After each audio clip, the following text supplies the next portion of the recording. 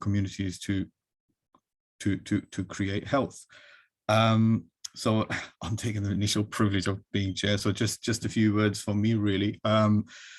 I've got a sort of a real passion and interest for sort of this work. I've sort of been working within public health for the last 15 years, but more recently, you may recall the Beyond Data report by Kevin Fenton from PHE, and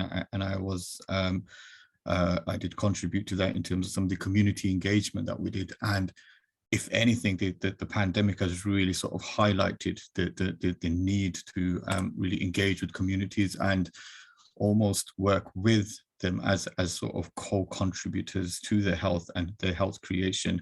So I think it's a very, very timely session that we are doing today.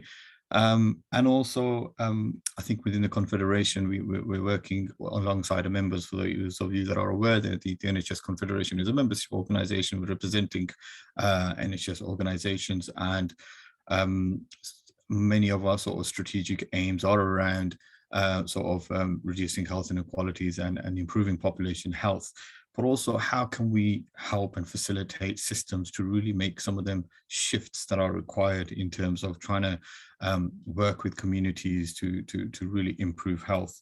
And again, as you will be aware, the whole reformation around integrated care systems is a real key enabler and driver, we feel, that can enable some of this more collaborative work to take place. And again, within the aims of the ICSs, there's a lot around, again, community engagement and improving health outcomes. So I think, yeah, that's really I'm going to say. I'm like I said, I'm really looking forward to the session. Again, I'll be upfront. I've got a very interest in the Midlands session, as you may be able to tell. I am a born and bred Brummie, so from Spark Hill, which is not far from Sparkbrook. So yeah, I'm really looking forward to the session from Chris Byrd from a personal perspective. But I think the other sessions also are kind of will be really informative in terms of trying to really give us that understanding of what are the key ways and mechanisms through which the anchors can actually facilitate that creation of health, given the key role that they play within communities. So that's all from you, really. Please do, like I said, pop questions in the chat. And what I'll do now is hand you over to Maren Simpson for just an intro to the webinar. Thank you, Maren. Thank you, Hashim, and good morning, everyone, and welcome to this event being hosted by the Health Creation Alliance. My name is Maren Simpson, and I'm Chief Executive of the Health Creation Alliance. I'm conscious that some of you on the call today may be new to us. You may not have heard of us before or not know very much about us. So at the start of this, I thought I'd just give a brief explanation about what the Health Creation Alliance is and what we do, and about health creation in particular. So the Health Creation Alliance is the only national cross-sector movement addressing health inequalities through health creation. Our mission is to increase the number of years people live in good health in every community. And our ambition is to ensure that health creation sits alongside treating ill health and prevention of illness, and that it becomes business as usual across the whole system. Now, health creation, as we've defined it, and it aligns with other definitions, health creation is the process through which individuals and communities gain a sense of purpose, hope, mastery, and control over their own lives and immediate environment. When this happens, their health and well-being is enhanced. And building meaningful and constructive contact between people and within communities increases their confidence, and that leads to greater control over their lives and the determinants of health. So people need, in addition to that, an adequate income, a suitable home, an engaging occupation, and a meaningful future. But having control over our lives and environments is proven to enhance health and well-being and to help people cope well with health conditions, disability, and aging. So in the spring of 2021, the Health Creation Alliance published a document, a report, and it was sponsored. The piece of research we did before that was sponsored by the Health Foundation. So a big thank you to the Health Foundation for sponsoring that piece of work, and also this learning series that has been flowing from that. And the report was called Learning from the Community Response to COVID-19, How the NHS Can Support Communities to Keep People Well. And we were very much wanting to look at the NHS response to that community response. And of course, we've had the vaccination rollout since then, but communities were actively engaged in as well. So there was an extraordinary coming together at that time of people and communities and local organisations in response to COVID. And it has, we believe, demonstrated the value of individuals and their communities in complementing NHS services to support and enhance the broader health and well-being of local people. Keeping people connected and connecting with others was at the heart of that response. And when people were connected, they felt more control in their lives, which in turn supported their confidence and ability to deal with COVID-19 and the restrictions. And so people at all levels of the NHS and in all parts of the NHS and beyond the NHS, of course, must recognise and support the intrinsic value and power of people and those community networks, particularly that strength and power of networks. So we're very grateful to the Health Foundation for for sponsoring that piece of work and this learning series of webinars. We've already done 3 of those webinars and learning events. Now there's this event, which is particularly focused on health anchors, and also one on the 25th of January. And I know many of you are signed up for that one as well. So do sign up for it if you're not. It's a follow-on event to this, and we'll be doing much more digging deeper into and looking at what some of what you're doing as well in relation to this. But here today, I think we have a mix of NHS institutions and other community anchors, and also people working with them in various ways. And we've done our research, and we have been talking to the Health Anchors Learning Network at the Health Foundation, and Jenna Collins, who leads that.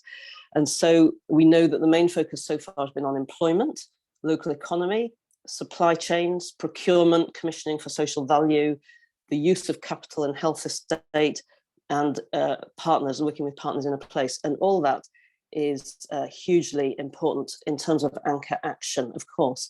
But today we're going to be touching on these and going to be digging deeper into particular elements which probably aren't on that list fully. So I just want you to consider for a moment John. He was a member of ours, still connected in some way to us, one of our former members, and he became an ambulance driver a few years ago. But actually his journey to becoming an ambulance driver took a number of years to work up to that, because he hadn't had a job for probably 13 or 14 years. He'd been had some health conditions and some other issues, but through a process of what we would call health creation, he got to the point where he was a good candidate for to be an ambulance driver. So as anchors are thinking about employing people, we need to think about what comes through, you know, what process they go through to get to that point. So just if you could put up the slides, Neil. Today we're going to be focusing on certain aspects of this, particularly 2 of the Health Anchors Learning Network. So if we just go back a couple of slides, just to another one, that's it. 2 of the 9 lessons from the anchors in the STORM report that was out about a year ago, purposefully tackling health inequalities and co-producing with communities. And it's one of 6 anchor areas from the getting started process that the Helm has been through. So, and this is about community engagement and civic action, of course.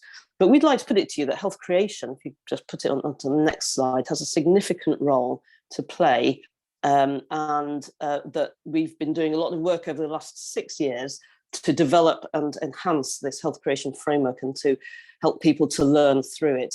And so, you know, you could usefully adopt the health creating approach in your work as anchors, and we'd like to put that to you. As I say, you can find out more about health creation from our website. Brian will be doing a little bit more on this in relation to health inequalities in a session later, and we'll be digging deeper still on the 25th of January. So if we just go to the next next slide, this is very quickly a rundown of some of the key recommendations from that report that we put out earlier this year. And I'm not going to go into those, but there's lots there about taking time to build relationships and trust and appreciating the value of communities. Reciprocity, this is something that has bubbled up over time, the need to be in a reciprocal relationship with residents, and all sorts of things here about creating the conditions for communities to thrive. So if we just go on to the next slide today, I think we'll be exploring how anchors might better understand the processes involved in health creation and how it links to their anchor work, working with communities so they can become active participants in creating health, helping to sustain and support people through community networks, working in partnership with other local agencies, hugely important as we go to place-based working, leveraging assets, important to do that, and successfully addressing health inequalities through this activity. So I'm going to finish there and hand back to Hasham to chair the rest of this session. And thank you, and looking forward to hearing from the speakers today.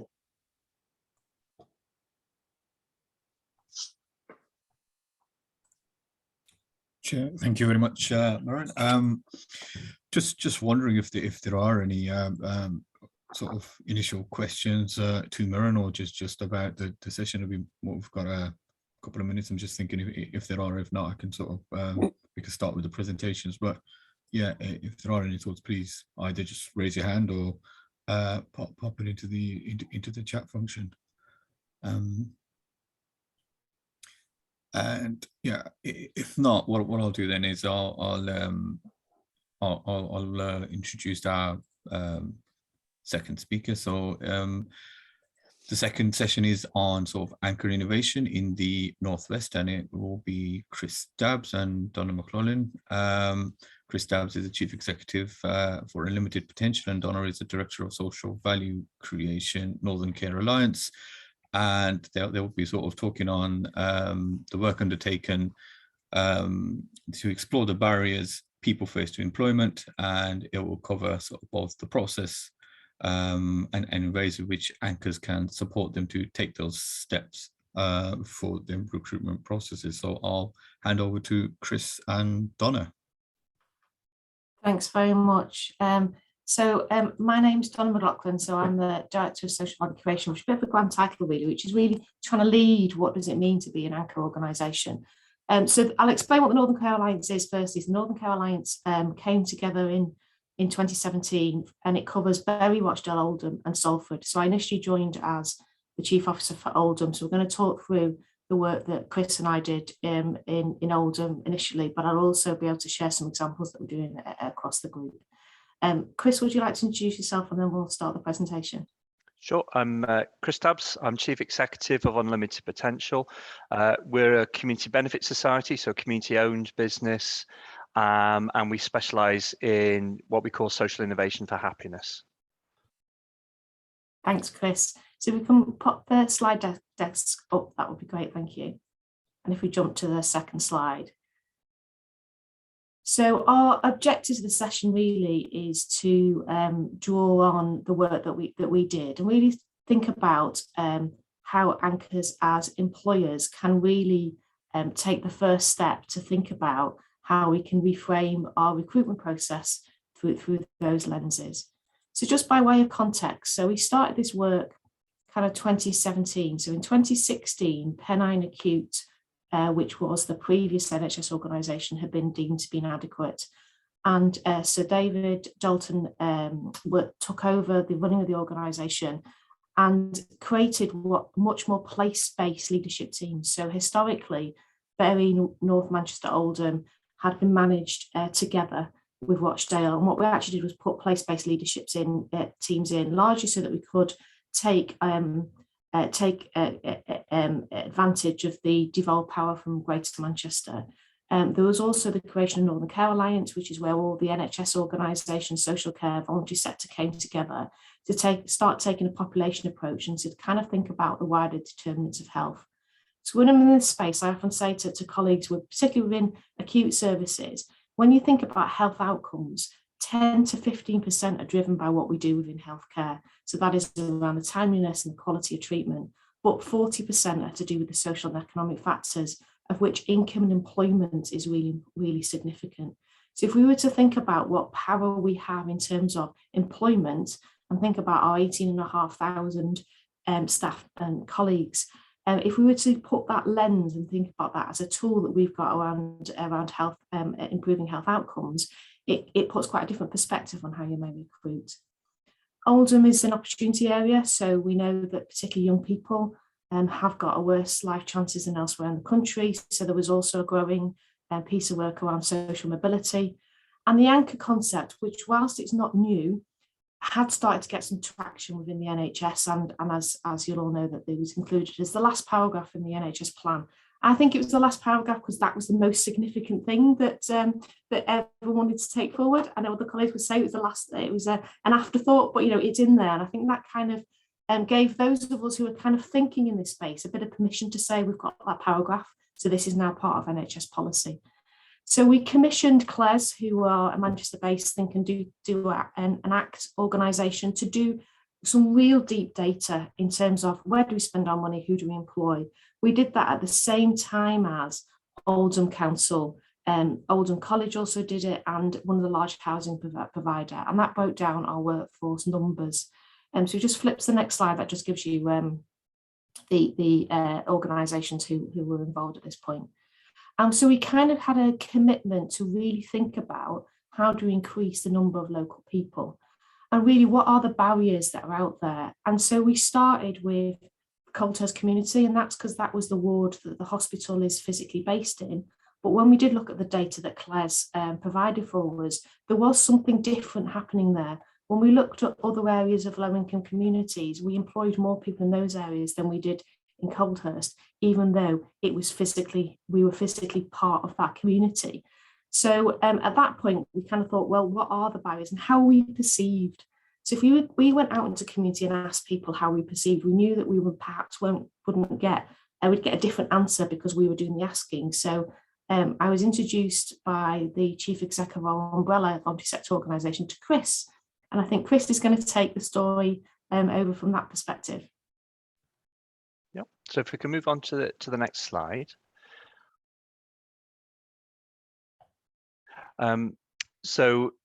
We, as Donna touched on, we were asked to find out from local people about how they perceived the Northern Care Alliance and the NHS more generally as an employer, but also to see what ideas people had. So if we move on to the next slide, and I'll just tell you a little bit about Colthurst. So rather than trying to cover the whole of Oldham, we took this focus on Colthurst, particularly because, as Donna said, the hospital is based there. Colthurst is right in the middle of Oldham as a town, but it's also got very particular challenges. And for example, on the index for multiple deprivation for adult skills, Colthurst was rated as the single most deprived ward in the whole country around this. So this is a challenge. The population, about 40% of the population is from a Black, Asian, minority ethnic background. And we also took into account in doing the work issues around communities of identity, whether that's through things like age, care leavers, caring responsibilities, disability, and so on. So that was our starting point. If we can go to the next slide.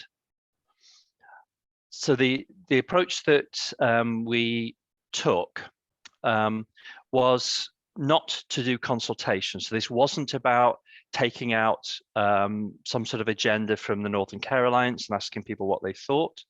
But the approach we took was very much about exploratory conversations with people within the Colthurst community. We identified a range of community groups, community organisations, particularly ones that were small, grassroots, people who wouldn't normally come forward, and very much going to wherever they wanted to meet. We did various in-depth conversations with people. So with groups like Mike Oldhurst, there's something called the OL1 Oldham group. Went to meet some young people in places like Oldham College, local youth council and so on. And amongst the people that we spoke to, about 2/3 of them were young people or young adults. Over half were women, and about 60% were people from Black, Asian, minority ethnic backgrounds. And we focused on the conversations, structured them around what we call the 4 Ds. Essentially, getting people's views on how would they define the problem, to discover how the Northern Care Alliance, particularly in Oldham, was perceived as an employer. Secondly, to determine people's perceived barriers to employment. Thirdly, to discover what they thought the potential solutions might be, including things about the strengths of their community and examples of other employers that were perceived positively by local people. And then finally, to start to design ways in which local people could be engaged and to start to build trust between them and the Northern Care Alliance. So what do we find if we move on to the next slide?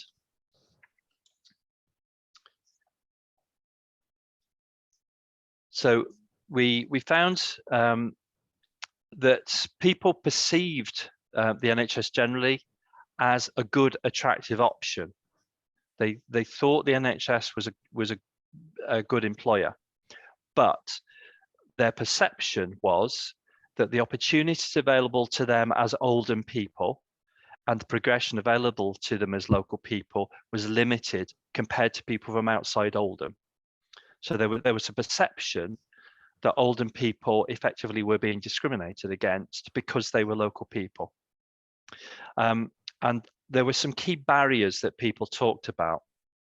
So the Northern Care Alliance and the NHS more generally wasn't perceived as being particularly visible. And the most common thing I think that we heard was the local people never saw people from the NHS ever coming out. So there was this psychological barrier around the hospital and around the NHS. The advertising of roles and opportunities was ineffective. It wasn't getting to people, people weren't seeing it. There was perception around degrees of discrimination, both as local people, but also in some cases through things around racism and so on. And then the application process was also being perceived as being difficult to get through. So there were a number of challenges. Whether or not those issues were true or not, in a sense, is secondary. These were the perceptions that people had around that. We then moved on to some of the solutions that people thought. So if we go on to the next slide, and we had some really creative discussions with people about what they thought would be useful. The single most popular thing that people said was, people from the NHS, from the Northern Care Alliance, need to come out to us. They need to come to our territory and meet us face to face. That was true even with young people. So although there was a perception that there would be a lot of talk about social media, there was something much more about face-to-face contact. Secondly, about being realistic in the marketing and targeting advertising where local people actually go. So people talked about buses, toilets, shops, etc. So to focus on the advertising where local people would actually see it. About learning with other agencies. So particularly Greater Manchester Police was mentioned quite a number of times as being very proactive in terms of going out and trying to encourage employment opportunities with local people. We talked a lot about strengths-based approaches, so trying to look at what people could do rather than the perception which often happens with communities like Oldhurst, where they're portrayed in very negative needs-based terms rather than focusing on what people could do. People wanted opportunities to gain experience and to show what they were capable of doing, rather than just waiting for an interview and being tested, but actually to show what they could do in practice. They talked about creative approaches to recruitment rather than just advertising and application forms and interviews and so on. And then finally, they wanted really good quality feedback, whether or not they were successful, about why, to help them in their journey towards employment. So that essentially was the agenda that we then put in a short report back to the Northern Care Alliance, and Donna's now going to speak about how the Trust responded. Yes, certainly. So if we could just flip to the next slide. So what was our response? So we've set ourselves an ambition that we will create across the NCA 1,000 NHS career ambassadors. So they are staff who are trained to go into schools, go into community groups, talk about what it is to have an a career in the NHS and the 350 careers that are out there. Obviously, that's been quite limited because during COVID, it's been quite hard to get out and about. But I think we've been using that kind of as mentors for some of the programs we're going to talk through. We've also done online, but that is kind of really responding to that. Can you go out and also to equip our staff to do that? We also opportunistically, there was a pot of money. It wasn't a massive pot of money, but from GMCA, so our combined authority, which was looking at how do you remove the barriers to apprenticeship. So we took the insight from the work that Chris did, and we've developed 2 programs. The first one we called Step into the NHS, which focused on young people. And the second one was specifically for the Colthurst community. They have key similarities. They are run in partnership with a community volunteer sector-based organisation. So Positive Steps, which is a youth charity, are our partners in the young persons. And then we've used Get Oldham Working and a mosque within the Colthurst community to run that. And that's really been a really significant ingredient, because the voluntary sector partner or faith-based organisation partner has been the one who have found and recruited the participants, because they know the communities. They've been able to go to community leaders, find people out, and they are, as something that was taught to one of the early speakers, they kind of know where people are at. So are bringing people who are at the point where we can have that employer engagement. All of our courses are run in the community, and they start with where people are at. So we do cohorts of between 8 to 10 people. We have some planned sessions, like the first one is planned in terms of getting to know with people, and then we ask them what do they want. So interestingly, in Colthurst, one of the first things they asked for was what's your EDI policy and what's your EDI training. So we actually delivered to that cohort what we would deliver to our own staff, and I think that was also about some trust as well. We guarantee 2-week work experience, which is tailored to that individual, and we go back to our NHS career ambassadors to say, to those areas, to say we've got a person who is interested in these areas, and we kind of give work exposure. Subsequent, and as a learning from this, we've changed our internal processes so that if you have completed a pre-employment program such as these two, we would deem that to be the working interview, and therefore it is more of a slot-in process rather than a formal interview. And if you don't have the minimum GCSEs requirement, we will look to say that actually this program can give you that equivalent. So from those two programs, we've just slipped to the next slide in terms of what were our outcomes. So I think I suppose the first thing just to say, COVID has kind of helped with this project. I think the first thing, as the introduction speaker said, it has really shone a light on wider determinants of health and health inequalities. But secondly, it also gave us more time. So though it doesn't sound like much, the initial plan was to do a 4 to 6 week tour component and 2-week work experience. Because of lockdown, and if you go down the different tiers in Greater Manchester, which we spent a lot of time doing, if you go up to a higher tier, we can't put work experience on our site. So we actually ended up with a programme that was a much longer period.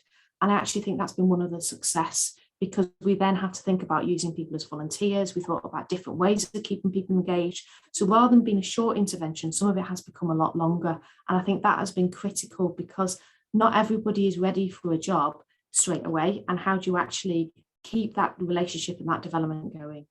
And I've put the numbers up there in terms of how many people we've got into jobs. But I think for me, the best outcome was 3 weeks into the first cohort, another mosque came forward and said, can you come and work with us? So that word of mouth within the community in Coulter said, actually, these guys have listened to us, and can you actually come and do that? We've also, before we'd even finished the second cohort, we had 2 other places within Oldham who'd come forward to say, can you come and do work with us? It was another voluntary sector organisation and a housing association.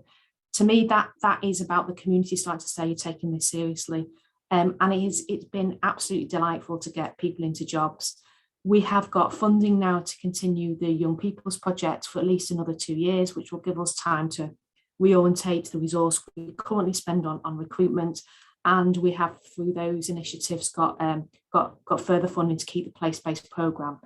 We've also got plans to do some recruitment events directly in the community, so to keep that engagement, because this can't be just a one-off cohort. So we've done up to 4 cohorts now throughout different spaces within Oldham, and the young people were on our 6th cohort. Just flip to the next slide. So which is about our learning. So in terms of learning, I'll just pull out a few things. Big isn't always best. I think we tend to think we can do things at scale. Actually working in a place-based way with community anchors, voluntary sector organisations, community groups who know their communities has given us an insight into people that we wouldn't get if we just done a let's pull everyone into a big recruitment event. But we really need to walk humbly in this space, because there'll be colleagues on this call who have been doing work like this for years. So I always say, what does the NCA bring? It brings jobs, it brings size in terms of ability to take risk, but we need to work humbly. I'd also like just to pull out that it has really challenged us, particularly with some of the young people, about let's not see this as a solution to our vacancy problem. Let's see this as what is the strength within our community and how we can use that. And I'd also say, as colleagues have said earlier on, it takes time. This isn't going to solve the immediate workforce issues for the future. And it's going to take a while to tackle the wider determinants of health, in terms of some of our communities have got generations of low income, but it's about developing that trust with the community. I'm just going to end with, I often get asked at board, what's your data? And so I invariably say, well, here's a story, because that's data with soul.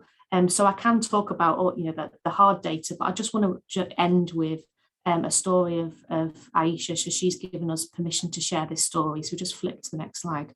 The likelihood of me getting through this without getting emotional is nil. I'm just warning you now. So Aisha came through the Coulter's Community Project, and I'll just read her quote in full really. So she said, "The first day the programme started, I was excited but nervous because I didn't know what to expect. Before I went into the building, I remember feeling sick, scared and anxious because it was the first step towards doing something for myself. I also remember shaking and trembling in the car, telling my mum and dad that I didn't want to go in. All these intense feelings quickly disappeared as I was welcomed by such friendly and kind staff.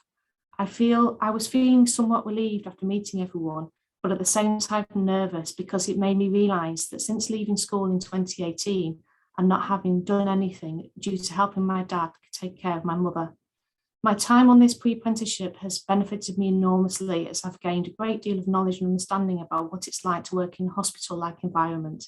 I'm very appreciative of the opportunity that this has given to me, and I'm also thankful to the people that helped make this programme happen, as I would not be here today without you. I'm also thankful for the relationships and friendships that I've made throughout this time, as it made me realise how far I've come from being the young girl who believed that I couldn't accomplish anything. My willpower, confidence and determination are far greater than it was before the programme had started. I can see the massive change in myself and how far I've come from being the shy and insecure individual. I had the pleasure, I'm not sure if that's a word, to go and have my booster not that long ago. The Oldham Vaccination Centre is run, and I use that word purposefully, by 3 young people who came off these programmes who just run that centre. There was a bit of a queue. I did what everyone did. I wrote a shopping list, wasn't really observant. It took this young woman to come out to that queue that was predominantly full of healthcare NHS employees, who found the guy at the back who was on walking sticks and pulled her to the front. And so, we are finding colleagues by doing differently, who have got a value base, who have got commitment, which is what we're after. We can give people the skills. That bit is the gold dust. So if you just flip to the last slide, which is here are contact details. I think we've done well to keep that to time, Chris, but welcome any discussion or any questions that colleagues may have. Thank you for your time. Great, thanks, Donna and Chris, and what a beautiful way to end that presentation with sort of the story, and as you say, it's the soul of the work that you're doing. And for me, I think it's just such a great example of kind of system working where the NHS and sort of social enterprises, and obviously the charity and the other sectors, including, as you said, mosques and other community organizations, are really able to kind of work together in a kind of a cohesive way that can really improve not just health outcomes, but as you sort of mentioned with the story at the end, it's social and other sort of issues and inequities that exist within these communities. I'm just sort of have been looking at the chat, so I'll sort of trying to shift through the questions. So again, as I said, I think it's a great approach around that approach from consultation to conversation, and that really sort of chimed with me. I think that really sort of gives that sort of co-production element. A question from Asmina, it's twofold really. Is the plan now to engage older people as well? And the other sort of question was, did you get engagement with all communities? And if not, what communities did not engage? So there's a couple of questions, so I'll just run through them quickly. So that's the first one. Yeah, so we've set ourselves an ambition across the NCA to say we've got about 750 what we would call level entry jobs. So they are jobs that we could recruit on values and that we could then look at in-house skills in order to develop employability. So what we have strategically agreed is that we will try and find 1,000 pre-employment opportunities, very similar and aligned to that I've talked to you across the NCA. And that we will then use that as our pipeline for those level entry roles. We have, at the moment, we're being opportunistic, so we're working with partners where we have got either some funny money funding, or we have got existing relationships like with the Princess Trust. We've got supported internship programs. So at the moment, what we're doing is like, that's our ambition.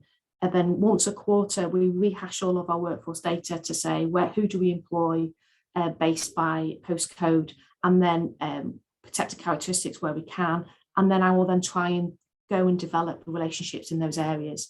So older people, I think, is an area that we could do more on.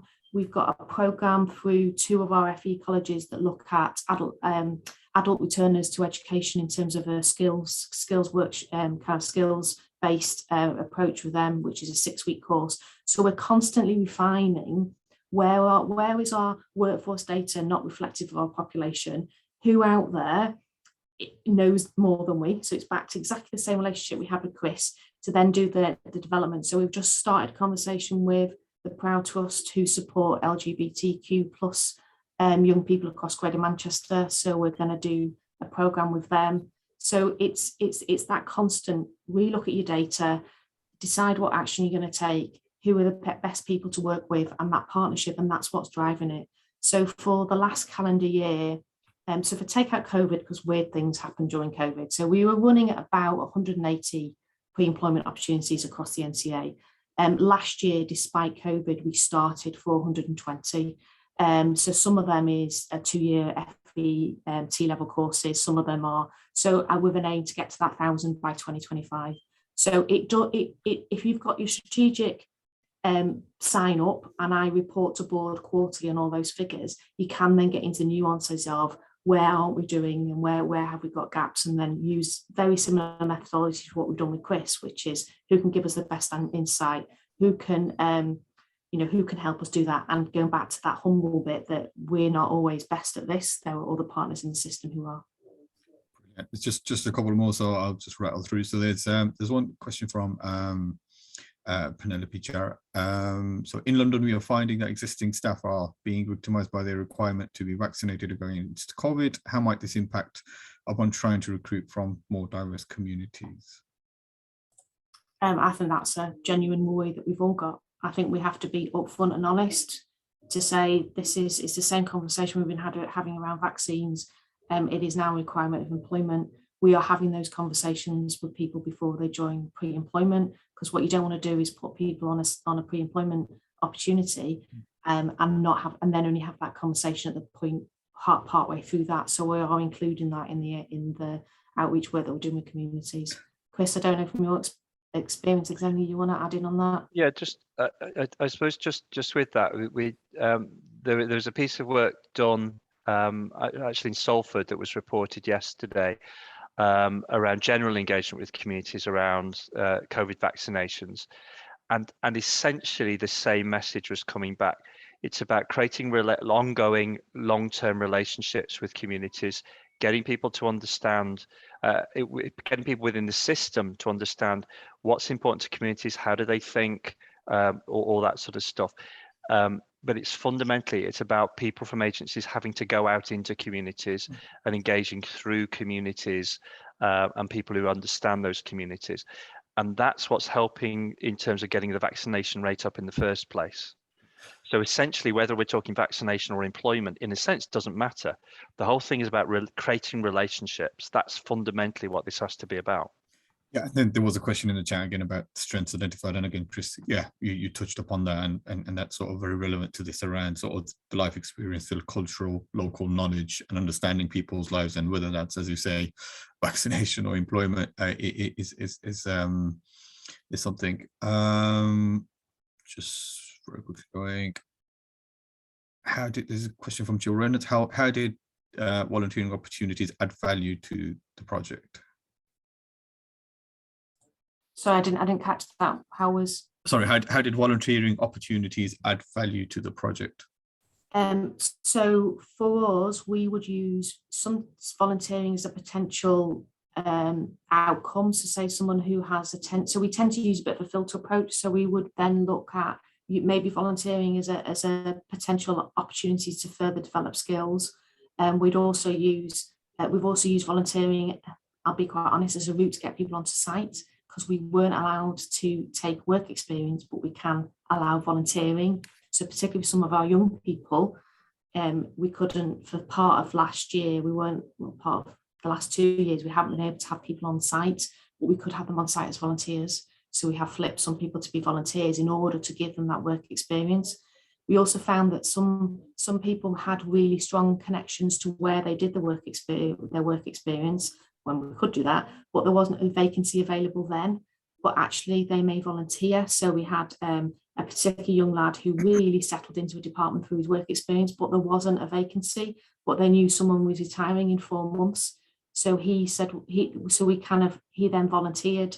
And then as that vacancy arose, he just was slotted in. So we use volunteering as a means to keep that relationship going. We have found for some young people, actually an outcome of volunteering is a really good place to get to. So I'm not saying that volunteering is in place of paid work. It is just a way of keeping that ongoing relationship. Brilliant. Maybe we can sort of pick them up in the panel discussion. I think that there's something around what work you're doing around upskilling local communities to build their capacity, and in terms of engaging with mosques, and also are you engaging with the NHS Foundation Trust? And finally, there's something around what skills are most looked for. But again, we could potentially pick them up if you're just able to browse in the chat. We can pick them up probably in the discussion in the panel. That's great. Thanks, Chris and Donna. Absolutely amazing presentation. And I'll like to bring in now Dr. Brian Fisher, who's chair of the Health Creation Alliance, and he'll be looking at drivers and solutions to health inequalities in terms of the Marmot analysis. So yeah, over to you, Brian. Thank you very much. If I could have the first slide, Neil, please. Very nice to see everybody here. Thank you very much for coming. There's a fantastic presentation, really interesting work on the ground. This section is going to be a more theoretical sort of helicopter view of the whole link between health creation and health inequalities. So it's very difficult for me to know exactly how much you all know about this area. So if I'm giving you information that you already have, I do apologize. But we think it is really important that there's a an understanding of the process, the links between the country as a whole and the work that you are doing on the ground.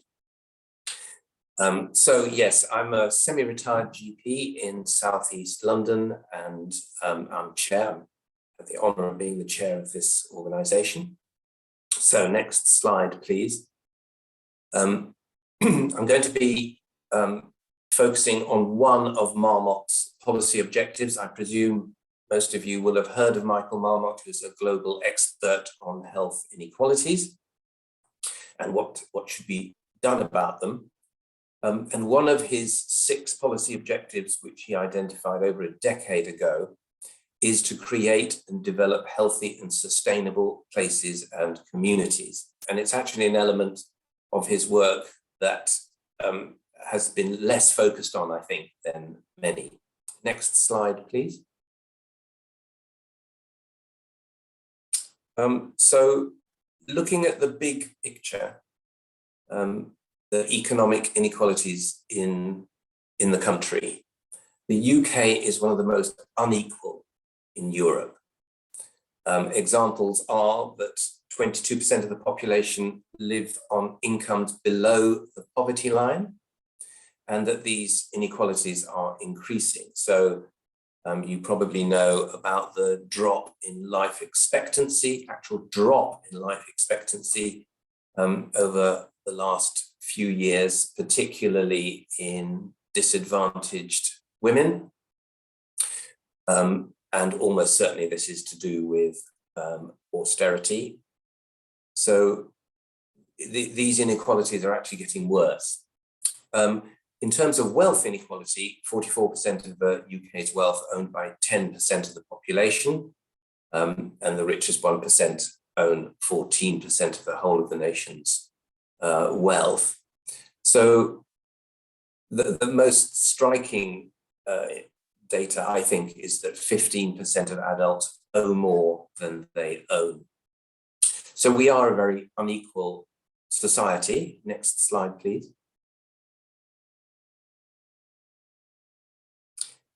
And those inequalities are related to a gradient of ill health right across the whole country and at all ages. So the process is that economic inequality drives unequal distribution of the social determinants of health, which drives inequalities in physical and mental health.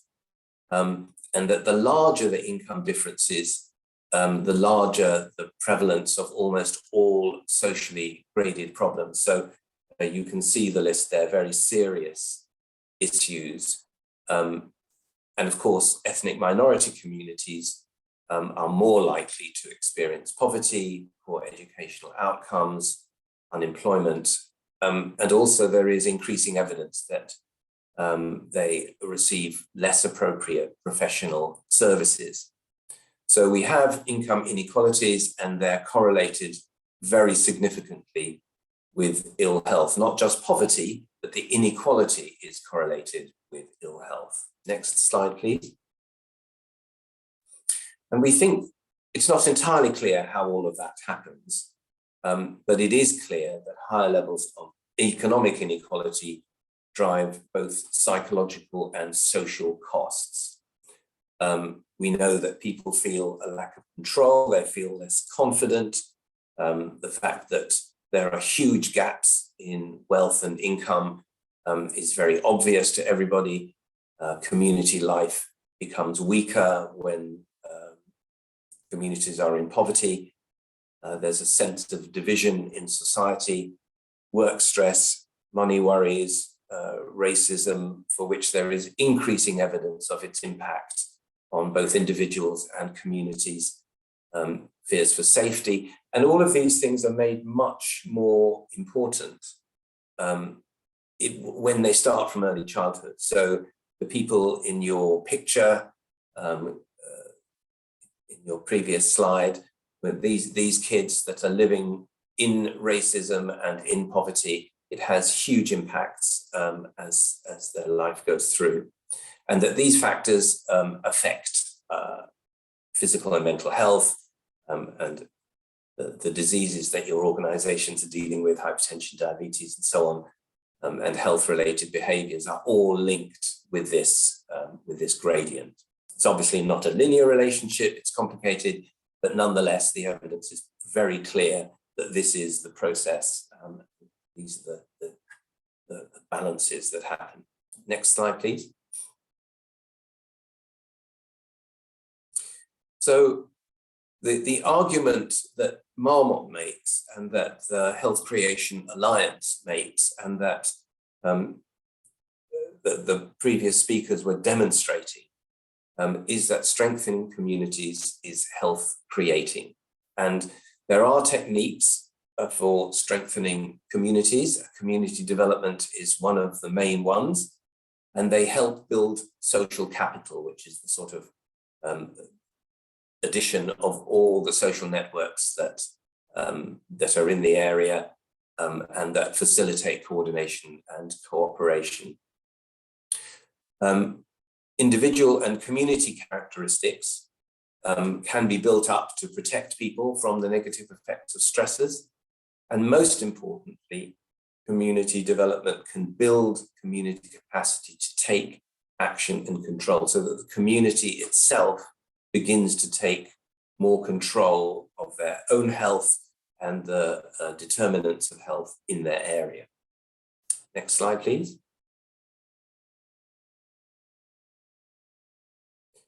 And community development can do all of the following things at the same time, and there's pretty good evidence for all of this. It can protect health, it can improve individual health behaviours through peer support, it helps institutions like hospitals and primary care become more responsive to the populations they serve. As Marmot says, it helps reduce health inequalities, and there's increasing evidence that there's probably a 1 in 4 return, social return on investment. For every pound you put into community development, you get about 4 quid back. Next slide, please.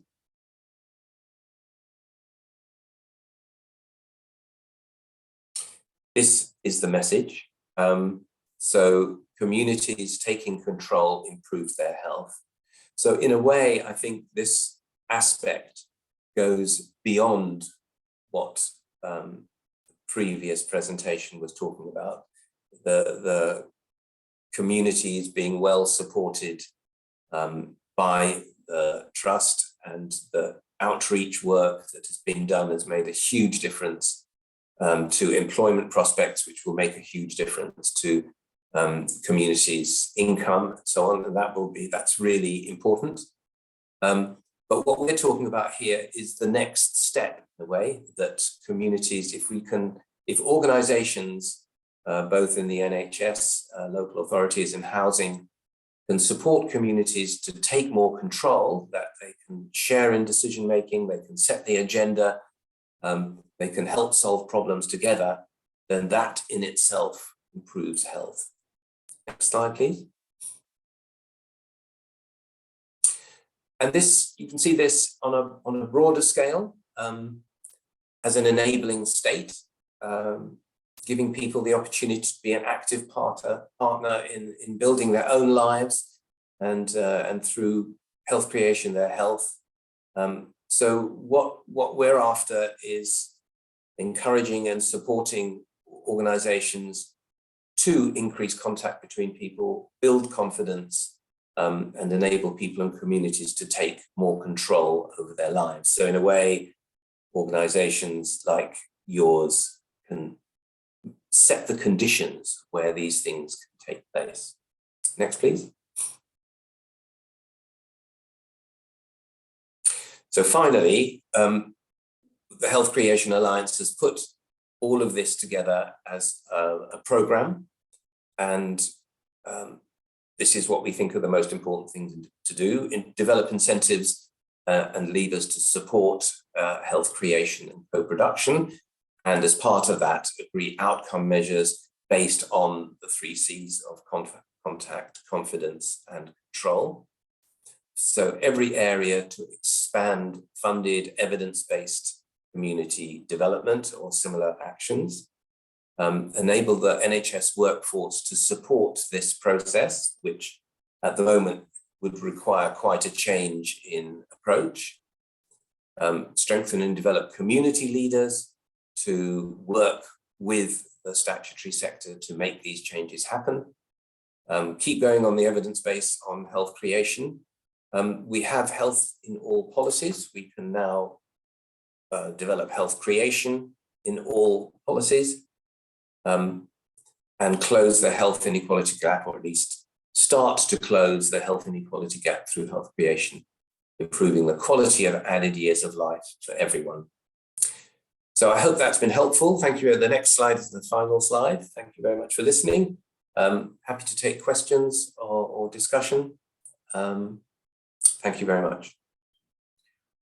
Thank you very much, Brian. I think, yeah, it's a real crucial component to this in terms of a framework, in terms of both, as sort of Marmot highlighted, you know, almost 10 years ago in terms of his initial report, and then the update that he did very recently. And I think, if anything, there is so much sort of emphasis within even the political sphere around this agenda. And as I've said in the chat, I think that the COVID pandemic really has highlighted some of the inequalities that have been exacerbated by the pandemic. But I think by taking that communities approach, and which was again demonstrated through the vaccination and booster program, is to effective engagement really enabled communities to come forward, and which was why the initial program became so successful. Just a couple of questions, a comment really from Chris Stubbs. He makes a really good point around focusing explicitly on developing power and wealth of local people is critical, but is often avoided by the system. Yeah, I think that's such a crucial point, because within even the Confederation work that we do, there's a lot around sort of, do we actually wait for directives from centrally, or can local systems really get on this agenda and almost create that kind of lateral challenge and have these conversations? And again, as the work mentioned previously, you know, if there is that sort of real will in the local area, a lot of really good pieces of work can happen. Yeah, similar sort of point by Chloe Fletcher. How much attention is the government in the centre taking of this agenda? Again, I think that politically, there's a number of there's the integration white paper, there's obviously the development of the ICSs, as I mentioned from the outset, which again are a really good opportunity for sort of local systems to take this agenda forward. And again, the framework that has been developed by the Health Creation Alliance is something that local areas and local systems can do, and then conversations can be happening this minute in time. So I think, yeah. Can I just say something about that, Hashim? Yep. The question about to what extent is government listening to this agenda. I've been talking about this for a minimum of 20 years or so, the idea of community development being important. And I think for the first time in the last year or two, this agenda has become much more relevant, seems to be much more relevant to government. In the ICS documentation, of which I'm sure there are mountains, there is a set of principles for ICSs, which includes, I mean, it's not exactly our 8 points that the Alliance has listed there, but it is not all that different. So ICSs do have a responsibility, and there is a requirement to do this kind of work. I think the statutory sector, mostly, housing perhaps, it might be an exception, has found it very difficult to do. On the whole, medics in particular, but statutory sector in general it's not an instinctive part of our psyche to share decisions with individuals or groups. So I think it does require a change, but it is, I mean, I am impressed with how differently things are being done, both on the ground and to some extent at government and in policy development. Couldn't agree with you more, Brian. Question from Thomas, what in your opinion is key for supporting community leaders, building their capacity so they feel empowered and giving them an equal seat at tables when they talk to leaders in institutions? I thought you might answer that, but there isn't a key. I don't think there is a single key. Maybe Chris has a thought on this too. I think it is as has been expressed before about relationships and about power. So there needs to be a strong community. There needs to be people who can speak up clearly for what the community wants and what the needs of the community are.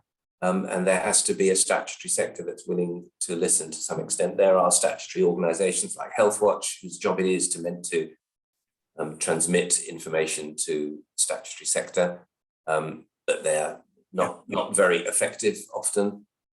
So I think there isn't a key. It is about relationships and it is about power. So the grassroots have to be strong, but also the statutory sector has to be, as Donna said, humble and listen and respond. Yeah, I think just adding on to that briefly, I think that is the key for me is as you said, there's a number of sort of ways of doing it, but trust and relationships is kind of how a lot of these conversations start.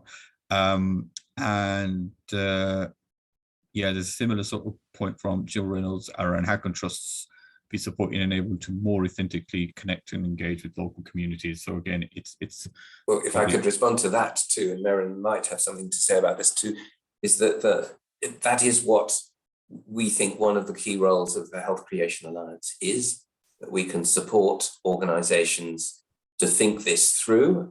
We can offer development and learning and support to look at, the particular situation that trust is in that community, and think through ways in which, as exactly as Jill says, that trust can authentically connect and engage with the local communities they serve. So we'd like to help.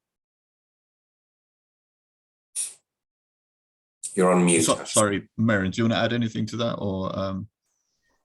I don't think so. I think we'll continue, but yeah, we can help.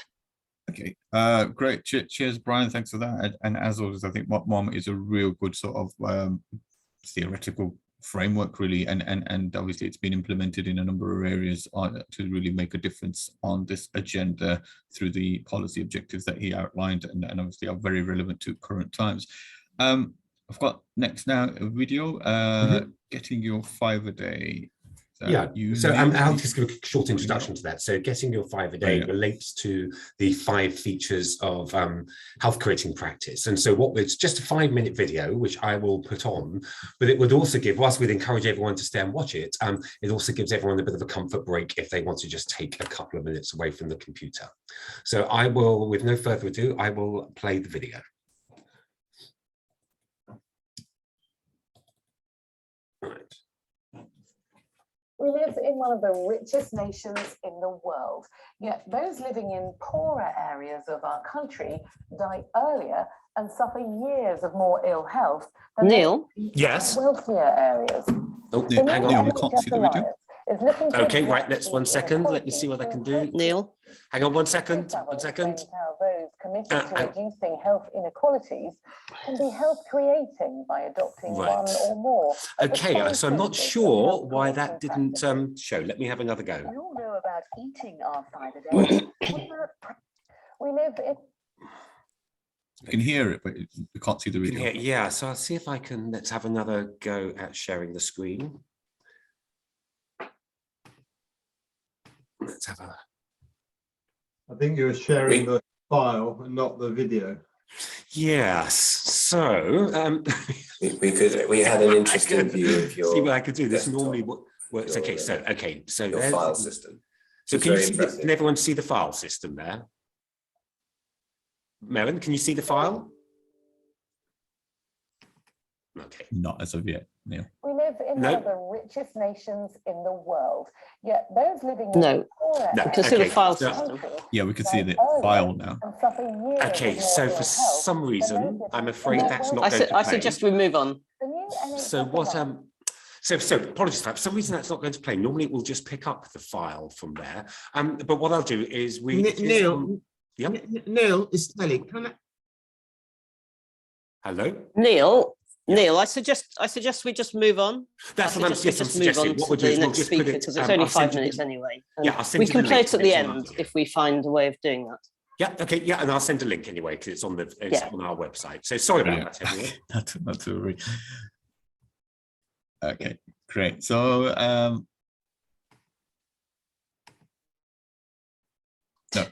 no worries.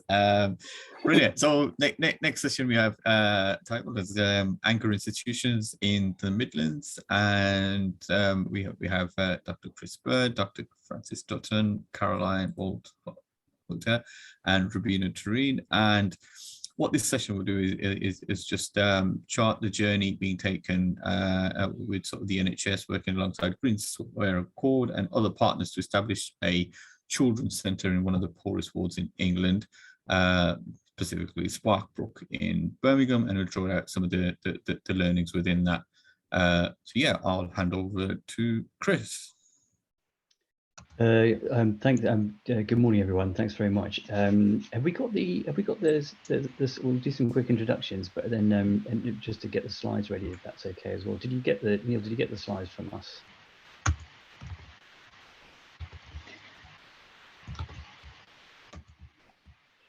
I can share them if you Yes, if you like. could, that would be great. Sorry, I'm nearly shared. It's okay. Fantastic, brilliant. Okay, so I'm just putting everyone else up. Fantastic. So we're also waiting. So we're waiting for hopefully Rubina Tureen from Smart Citizen Smart Women will log in shortly. But my name is Chris Byrd. I'm a paediatric emergency medicine consultant at Birmingham Children's Hospital. I'm Fran. So I work in the emergency department with Chris, but I'm also a GP. So I just have 2 roles. I'll pass over to Caroline. Hi, Caroline Wallater. I am the early help lead for the Hall Green constituency in Birmingham and work for Green Square Accord, which is a housing provider across, much of the country. I don't think Rubina's on yet, is she? I would suggest that we just start, guys, and when Rubina loves in. Yeah. Right. Yeah, I think she's having problems. Sorry. Right, Caroline, over to you. Okay, so I think from a housing perspective, but also from an early health perspective, we're very much committed to the principles of health creation and community development work that goes behind that. And our experience during lockdown with COVID really brought this to the fore. The early health locality model was mobilized during this period, and we were very much dependent on working with community organizations and micro community anchors to get food to people, to get doorstep mental health support to people, to do safe and well checks. Many of the basic universal rights and principles, safe places for families experiencing abuse, exploitation, etc. It was when statutory services closed their doors and went online and became remote, it was the communities that really stepped up into that space and took control. And that's, the amazing work that has been done in the area we're working in really taught us and has informed the work going forward that, community-based work is vital for reaching our most diverse and our most vulnerable. Partnership working across statutory and community is possible, it's needed, and actually having a whole lot of new online platforms enables this so much more easily than ever before.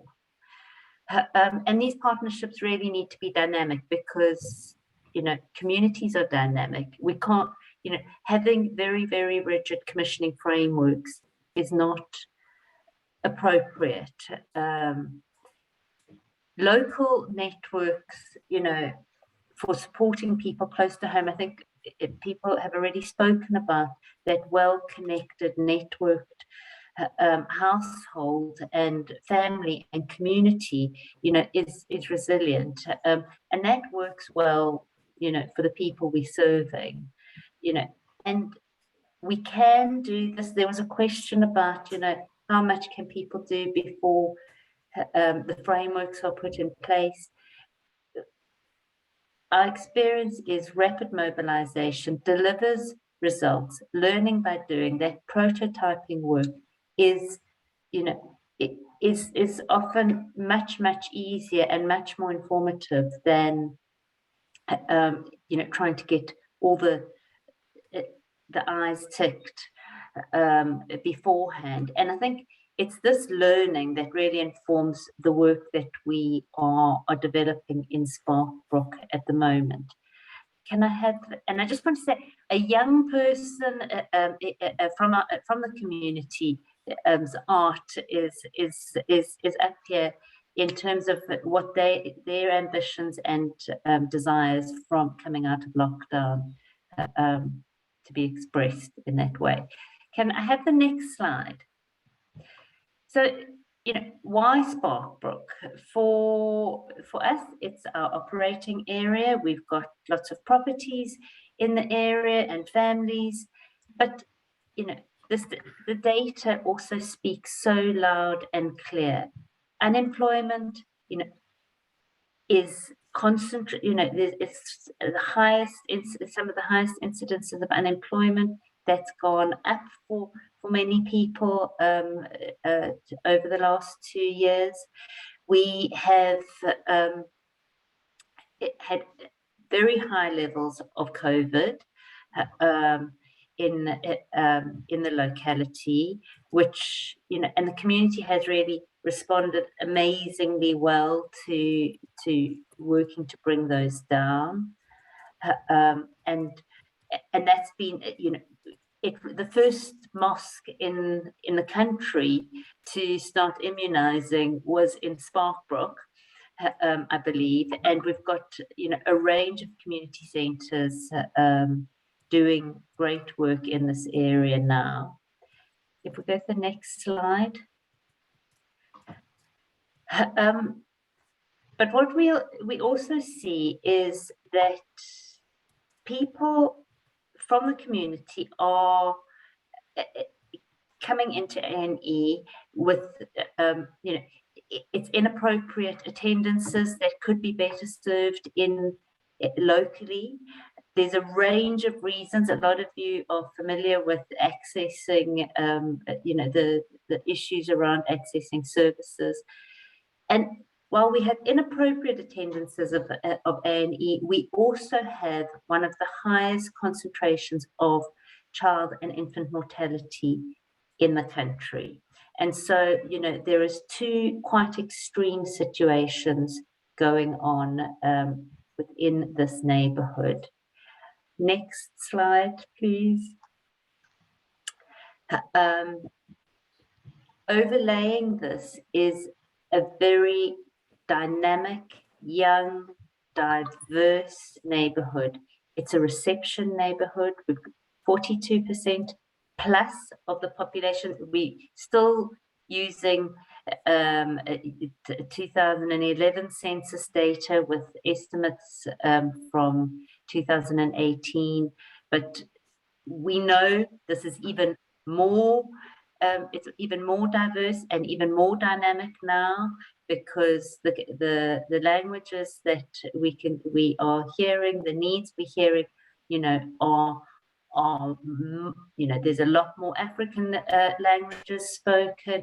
There's a high need for Romanian support. So, you know, the data you have here is outdated, but it gives you a sense, you know, it's much younger than the city and than England. If you look at languages spoken, you know, you have compared to England with 3.9% of people having at least one, but not all people over 16 speaking English as a main language. In Sparkbrook and Balsall Heath East, it goes up to almost 30%. So this context means that actually we need dynamic, diverse, and responsive services that are not necessarily the kind of services that a kind of mainstream English service is necessarily well equipped to deal with. I think Rabina's here, Caroline. Great, Rabina, I'm going to hand over to you now to speak about, you know, why we want to all work together in this new kind of partnership way to deliver hopefully a great pilot around the children's health and well-being clinics and zones. Rabina, you're on mute. Can you hear me now? Yes, great. Hi everyone, and Happy New Year, and thank you very much. You invite me to just explain my experiences. Yes, we had this event in I think last year in October, and because why we did it, because after the pandemic, and it was a really pandemic is really hit our communities, especially the Asian communities. So we, because I'm just running the two organizations, one is in a Smart Citizen Charitable Foundation and one is a Smart Women CIC. So over the past 12 years, I have the thousands of our local and grassroots contact, and I know what is the family's issues at the moment and before, what they've been facing. For all of these, because we used to work in during the pandemic, we're providing the food, we're providing the shopping, we're providing the all the facilities. Okay, those women who are stuck in their houses and they can't do nothing, and they're just suffering with the depression, suffering with the isolation, they're suffering with the anxiety, and lot of the mental and the physical health issues. For this one, when the early help, when the Birmingham City Council, they just contact with me, and then we just had a grand meeting to each other.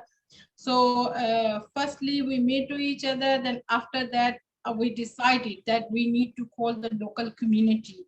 Local communities, local residents, when the GPs, when the Birmingham City Council, early help, All Green, NNS, when they all will listen, what is the communities actually practically, what they how they're facing these issues and what the solution they have it here.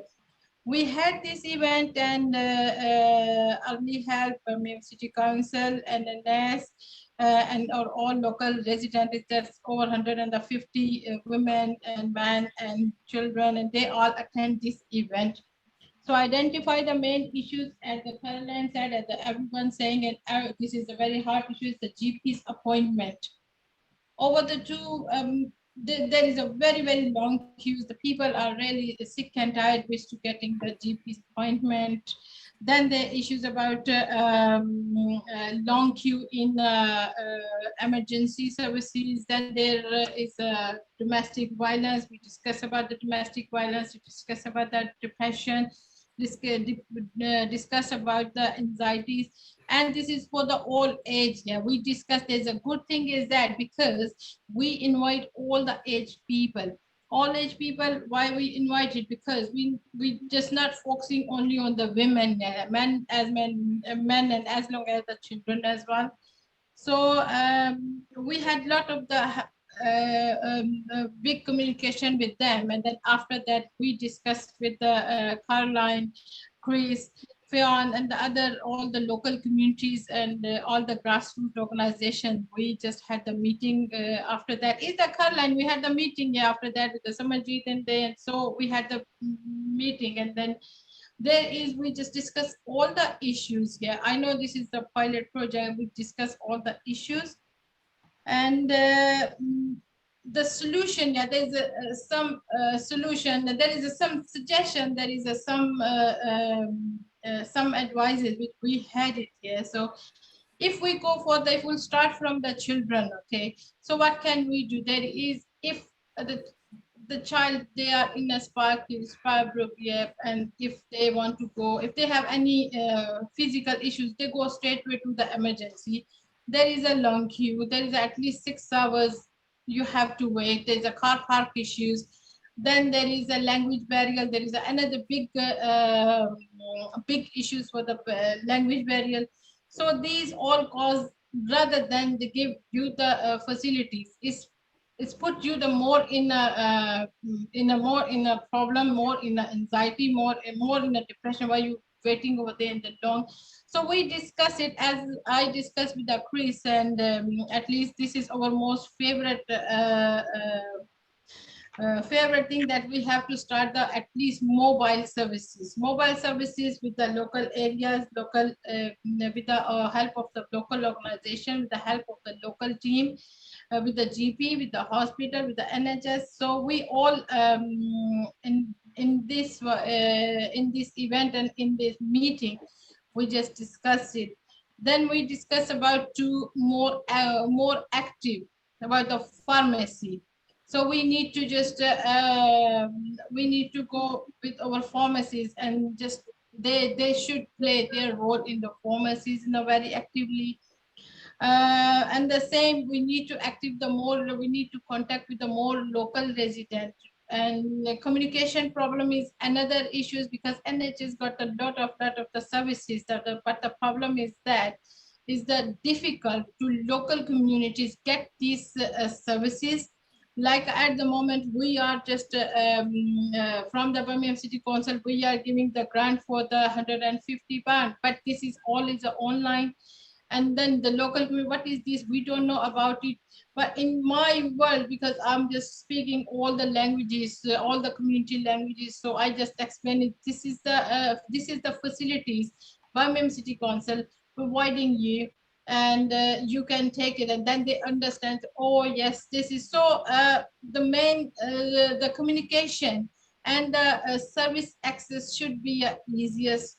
And the other thing is that if the GPs, if the nurses over the telephone consultation, if they can do over the telephone the consultation, but the problem is again the coming with the language barrier.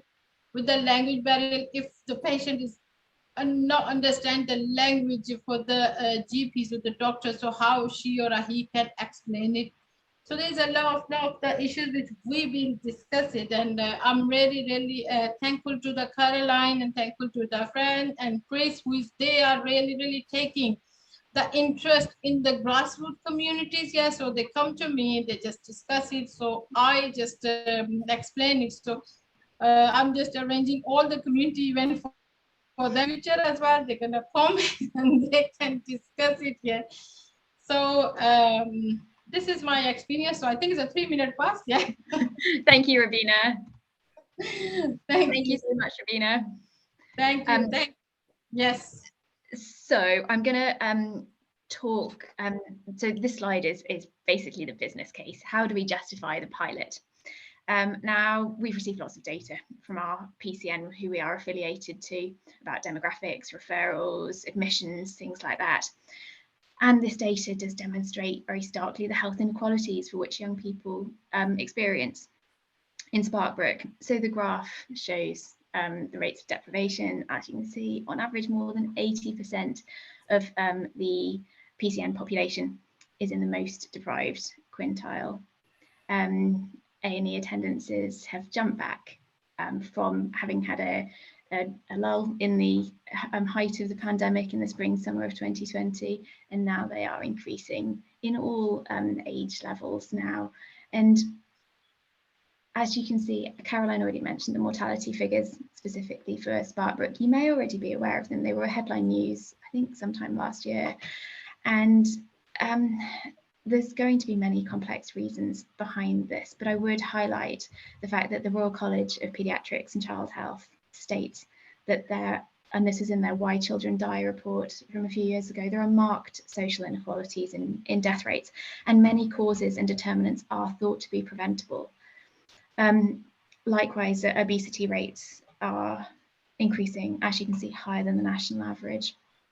The final, so it's the penultimate one there, says about variation in immunisation coverage for young children. So there is nothing strikingly different in the demographics of the surgeries, but there is a difference in the coverage. So the amount of children receiving the immunisations at what's thought to be the appropriate time frame. And so again, we don't know, we don't want to assume we know why that difference is there. There may be complex reasons for the variability, but it's definitely worth looking at.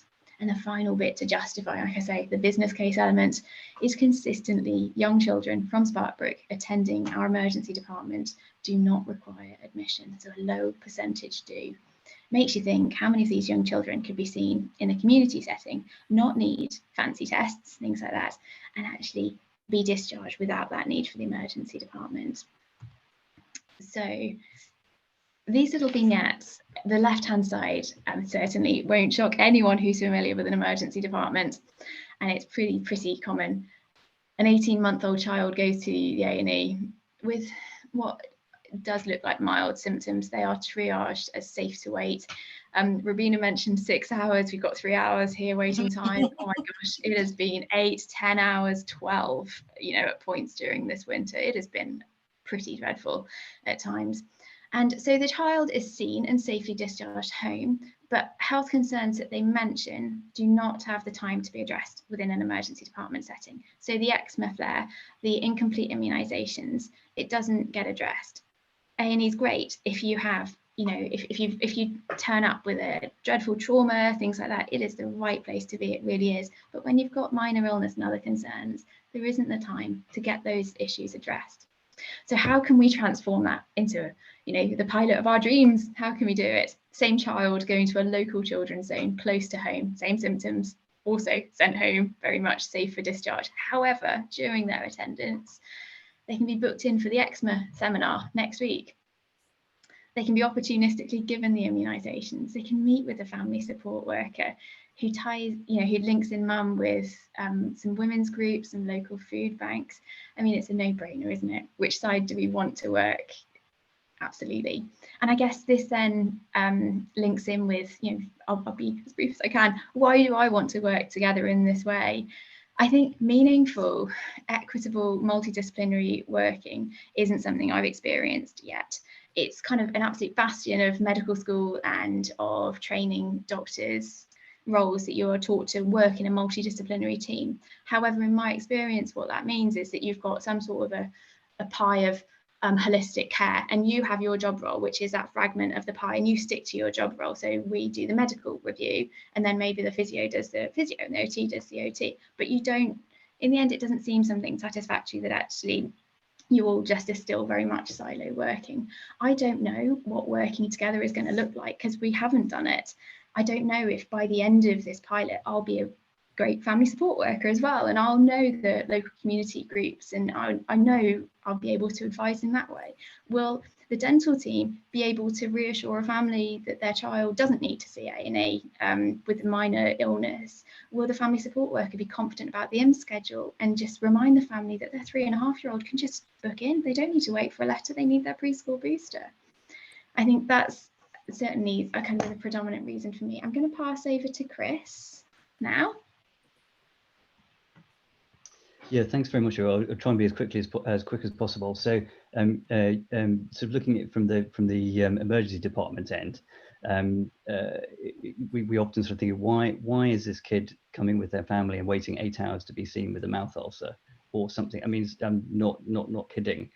and really trying to sort of, and this work really started looking at from our end, as it were, the inappropriate attendances. But when we, so sort of coming it from the other side, as it were, when we sort of got to explore, talk to Robina and other people in the community, you just realise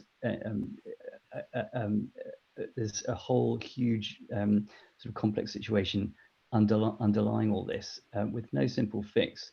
But I think I'd like to sort of pick up on what our colleagues in Oldham, Chris was mentioning about. It's very interesting that the community really wanted to see the NHS going out to the community, coming out of the sort of institutional building doors, and to come out to see the community, and that also that desire from sort of face to face. So that's what we've sort of built this pilot on.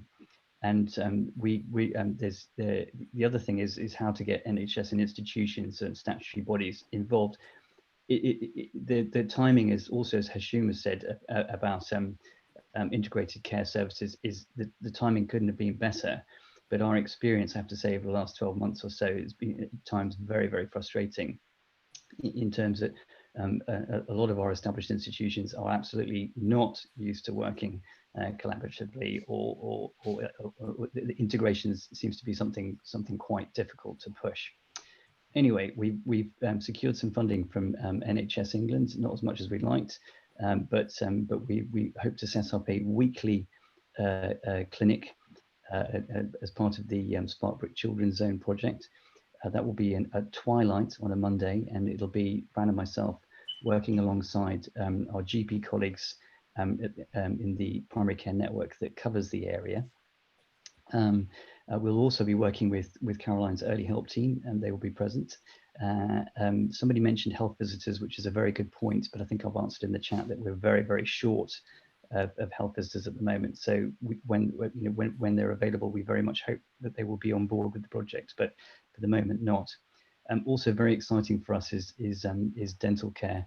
We've got an amazing Max Faxon dental team in Birmingham, and they're very much on board to try and deliver more preventive care and for this pilot.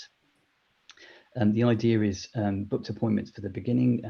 There was a desire for a walk-in centre, but that, given our sort of limited resources, that was going to be difficult to do. We'll be seeing both acute and long-term conditions, and some of the emphasis will be on asthma. And this was in the discussions that Robina kindly set up with families.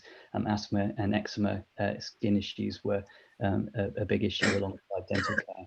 And we'll also be looking at how to sort of better manage and more preventive work on constipation, obesity, and infant care. We have a lot of young babies coming into the emergency department, which don't need to, who don't need to be there.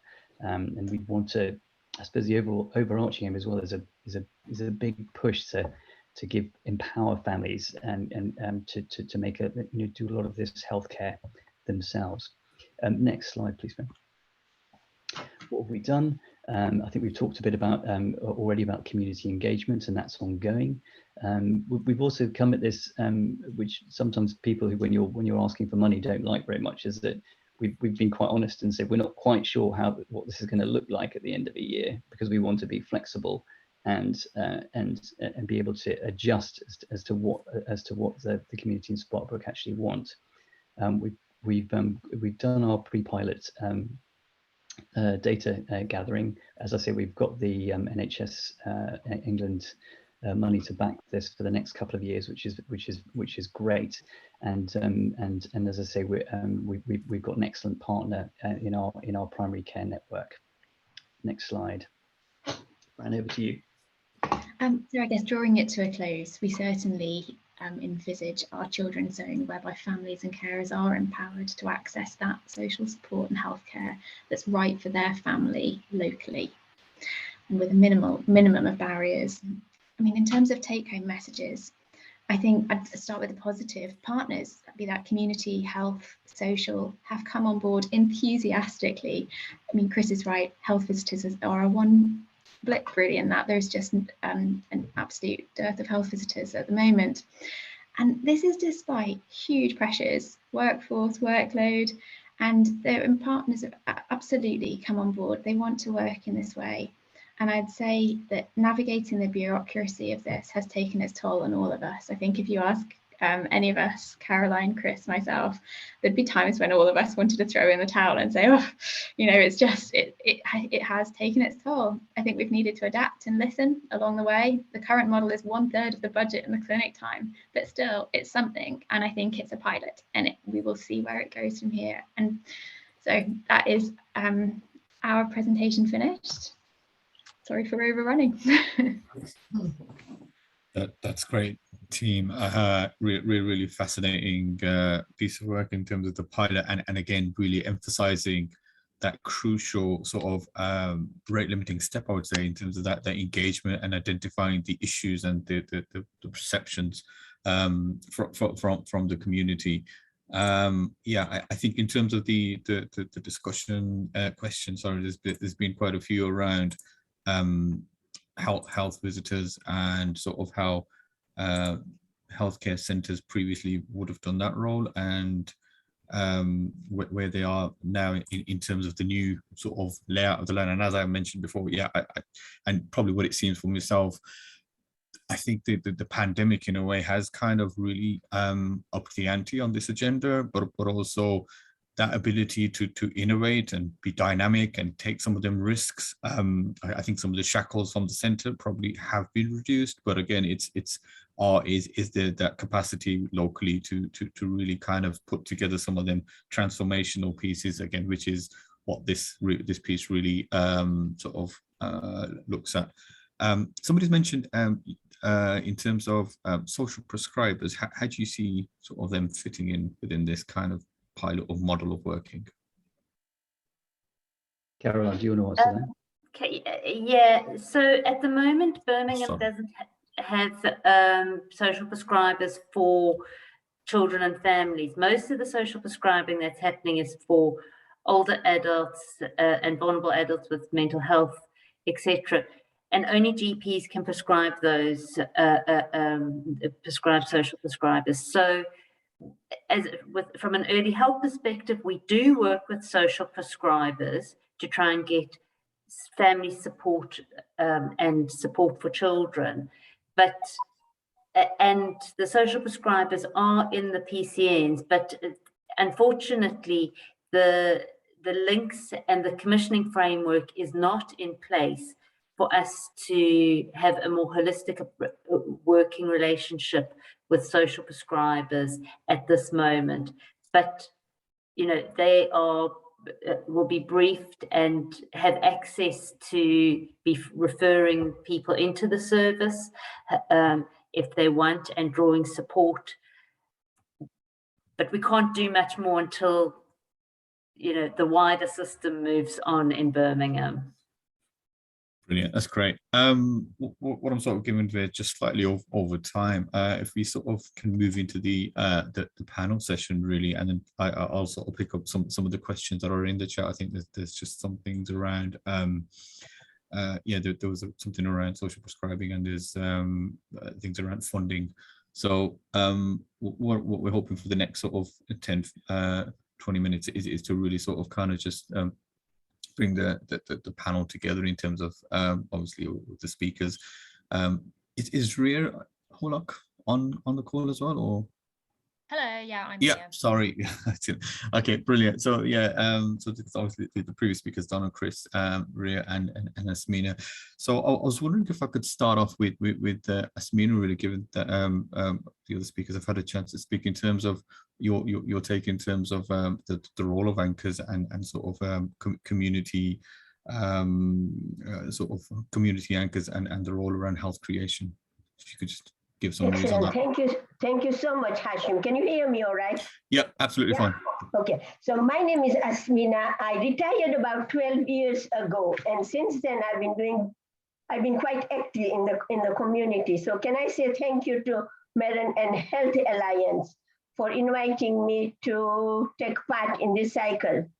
I look after lots of things in the community. So I look after mother and toddler group, which has about 30 odd kids in it.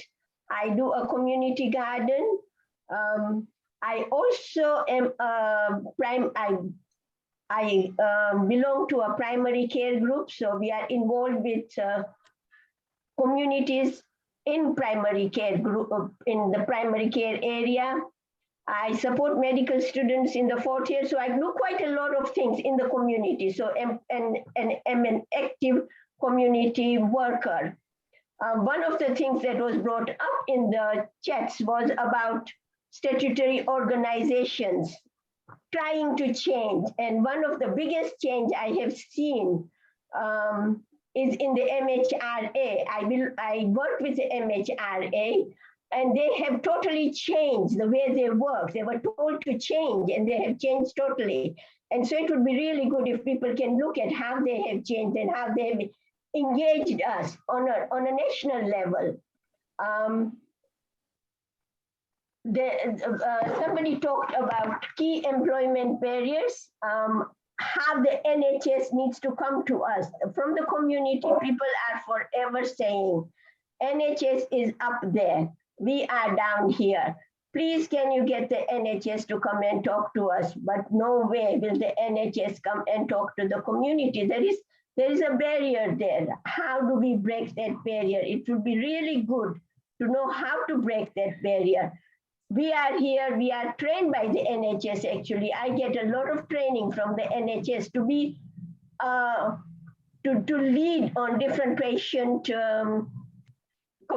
steering groups and things like that. So we are trained, but how can the NHS come and look after the community?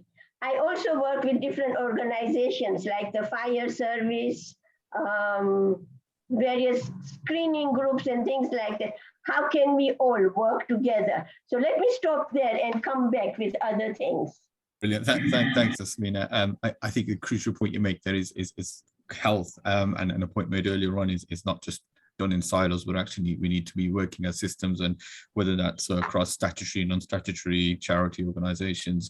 I'll come to you, Donna, in a second. I think that question sort of Asmina posed around some of the barriers that people sort of perceive on how the NHS needs further engagement. But I want to bring in Ria. We've not heard from you in terms of sort of that kind of CSR, the corporate social responsibility element, and how you see that role within the NHS, and again, and to do some of that community development work, and if there's any sort of major things that you sort of want to highlight. Yes, yeah, definitely. So I guess as a bit of sort of background to begin with, so NHS Property Services, for those who aren't aware of who we are very much part of the NHS. We own and manage about 10% of the NHS estate, so it's around 3,000 buildings, from sort of small GP surgeries, health centres, right up to kind of large acute hospitals. Us as a CSR team, so I'm the head of CSR at NHSPS, what we see our role in the business as kind of being, and exactly you said, that sort of support for the NHS is very much around protecting and promoting the health of the communities that we operate in. So we have buildings all over England, and we're in almost all kind of local communities across the country. And how can we do more with those properties and more with the employees and the colleagues that we work with to help to support the health in those areas? So we do a few different things. We sort of look at our recruitment practices. How do we hire local people? How do we try and drive better sort of social value through our procurement practices and the suppliers that we work with? But some of the kind of main programs that we work on, which I guess is much more closely related to sort of what we're talking about today, is generally kind of helping to create healthier communities by using those property spaces. So we work on a program which we sort of call our social prescribing program. It is linked to social prescribing, and it's kind of identifying vacant space, unused space in NHS properties, a light bit of refurbish to them, and making them available to these sort of charities and community groups that are delivering the health and wellbeing services on behalf of the community. So more often than not, unfunded services, not receiving any kind of commissioning, not receiving any money for rent. So we can free up those spaces, we can make them free to access for, you know, exactly the sort of things that Asmina was talking through just now in terms of kind of children's care, children's groups, gardening groups, outdoor areas, just making those spaces available. That's what we're kind of working on at the moment. Brilliant, really. And I think, again, that sort of chimes with a lot of some of the discussions that's gone earlier on about sort of utilising, again, that sort of physical assets, but again, some of the more social assets that we have within communities. Donna, I want to come to you around sort of how you sort of feel that barrier of the engagement of NHS with local communities. And again, you did describe some of the work that you did within the Alliance, but if you wanted to sort of just expand a bit more on that in terms of what you thought were the effective ways of sort of engaging with local communities. I think firstly having board sign up that strategically that's the way we're going as an organisation. So we would say that we are an alliance of NHS acute and integrated community services. So we've already moved from quite a hierarchical NHS organisation into a place-based one. So there are each of our 4 local areas that we provide services for have a chief officer who sits on the board. We've already looked at integration between health and social care and partnerships with voluntary sector organisations. Therefore, the social value work is almost the next stage of integration, which is how do you become closer to the communities and see the communities as an asset, as opposed to the historic paternalistic relationship that the NHS has had in terms of a kind of doctor-patient. I think strategically that's the decision. So I think for us, it flows from a next step of integration. And because Greater Manchester had devolved powers, I think that has given us more opportunity to do that. I think the other thing is probably that the humble bit is we need to walk humbly in this space. The community sector have been doing this for generations and we haven't always listened. So I'd always say any relationship. So I'm quite honest and say what I bring is size and jobs. But actually what the community sector and communities bring is they know themselves, they know the population, they have a greater insight. And by linking in through colleagues like Chris, that's where we get some traction. I wouldn't want the NHS to say we're now going to do community development because we'll probably do it badly. What we need to do is work with those to whom are the experts and do that deference to expertise. And be open and honest that we'll get it wrong and we'll make mistakes. And my final point is let's stop doing pilots. Let's just do something. And if it works, do it again and do it again and do it again. And so my challenge now is how do I mainstream what these projects are? And how do we then say, how do you swing your recruitment resource that we have already, and we swing that to do this kind of work, rather than seeing this as an afterthought and a pilot that unless you get dedicated funds to do, you don't do it. You need some dedicated funds to prove your point, but then you need to mainstream it, if that's all right. That's really great. And for me, I think that there's a sort of framework around sort of doing some of that change management, and sort of you've alluded to quite a lot of the points. So there's something around having the authority and the mandate that comes from above, and then obviously the sense of belonging and the values section comes next in terms of who can you galvanize to make that change happen. And then the final point that you sort of alluded to is again sort of getting them individuals to then sort of start taking action on that. So I think there's sort of pressure from above, there's pressure from below, but then I think what's been demonstrated today is how sort of we can work across the system in terms of sort of in that multidisciplinary way, which sort of the work sort of Chris and her team and his team sort of alluded to with the pilot and the children's zone. I think in terms of kind of the crucial point you make again, Donna, is around that there is something around sharing some of this practice and having these different initiatives, but there's also the recognition that you can't just translate sort of projects from one and superimpose them to someone else, because contextually it's a very, very different in different areas. I want to sort of ask Rubina and Chris and Fran in terms of how obviously you utilized a lot of the data, which was, as you said, some of it was quite out of date, but just trying to initiating that conversation and getting underneath the issues. What did you feel were the sort of the kind of the major roots in really? Obviously you did a lot of the data, but just getting communities engaged again, what you thought was the best way of getting them on board. Well, I'll kick off very briefly, but I think the main thing was that the data was very useful, but I think the most important thing was really starting a conversation, and from Fran and my point of view, that that started very much through Caroline and her colleague Simajit Kaur, who know the whole green community, that ward very, very well, and had much more, it had a natural in to all the community groups that they already work with. And so that really, really helped speed up what our thinking about what a pilot might look like. And just also to just type on in terms of from what Donna was saying, I think I totally take the point about pilots, but I think it's also there was some in early discussions, some discussions with some of the statutory bodies in the city about, well, why don't we just do this? Why don't we just spend more time and do this right across the city? I think it would have been, I think you do have to start small and try things out. And I think also we've been very clear in this pilot that this is what we're planning to do for Sparkbrook, and it can be a sort of generic model of how we engage with the community and things. But what works for Sparkbrook might very well not work for other areas in Birmingham, and so I think there does need to be a more local approach. I'll hand over to Robina and Caroline and Fran.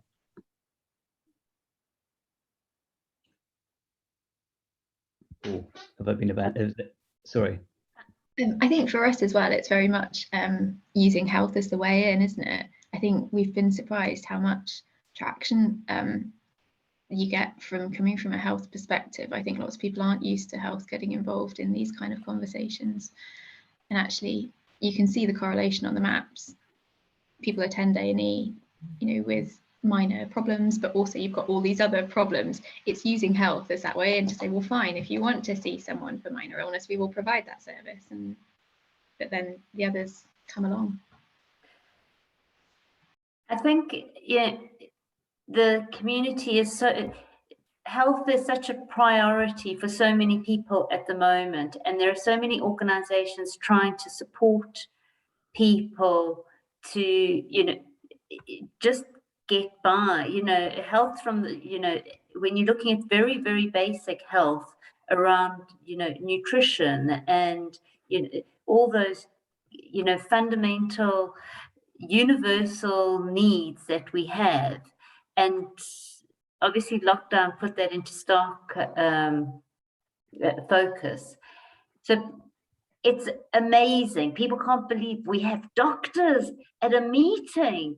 They're willing to come and speak to us. They're willing to come and help, and be part of the solution, because people are making solutions, and finding ways of dealing. And and from an early help perspective, we have thousands of people accessing support, all the time for, very basic things that link in, poor health is part of their story in many, many cases. And so bringing together, wider support with, the clinical support and communities, nobody has said this is not a great idea. And,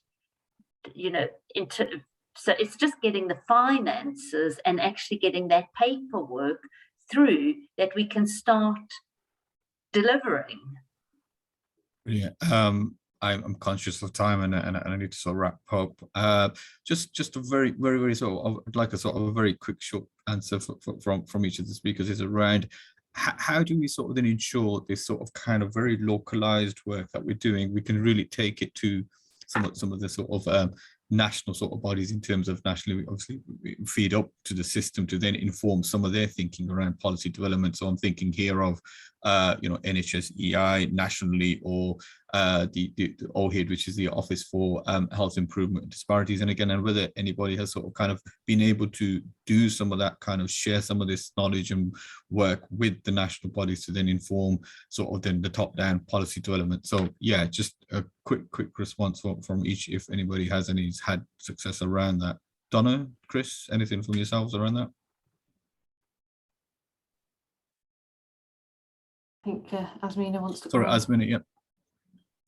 Just to say that the NHS are involving the public.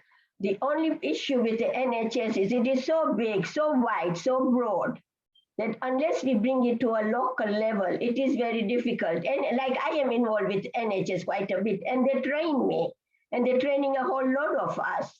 But how do we bring it to a local level is an issue.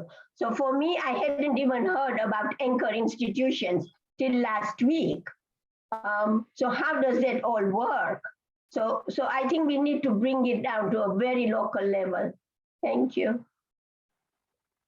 Okay, Chris, Fran, anything from yourself around sort of pushing towards sending the messages up centrally, or anything around? I think it's we need to show that this works. I think we're at a very early stage and that we need data. But having looked already at sort of integrated care for children, there's very little evidence around, and I think that's our main job for over the next year once we get it up and running. Okay, brilliant. So just some closing remarks. I think sort of been absolutely amazing session today. Sort of hearing from all the presenters. And I think for me, really, I think it's just really highlighted. The main messages I kind of picked up was around the 5 C's, and this is sort of building on the framework from the Health Creation Alliance. So there's something around sort of enabling communities to have a control and be confident in what they're doing and to connect, but also there's something around having that contact, and crucially the communication is very key. What also really came across was the importance of system working, and that sort of both integration at both horizontal and both at a vertical level, and the crucial role as highlighted within some of the statutory documentation, especially within the formulation of ICSs, the need to tackle inequalities, improve population health, and the crucial role anchors, not just within the NHS, but also within communities, have around trying to tackle some of the wider determinants. I think what also came across that this whole arena is very complex, and there's no real quick solutions, and if anything, the pandemic has really kind of given us that opportunity to innovate and transform in a way that probably wasn't in terms of available prior to the pandemic. And again, there are frameworks out there such as the Marmot approach, and also the Health Creation Alliance framework, which really can support local organizations to facilitate this creation of health and tackle and improve population health.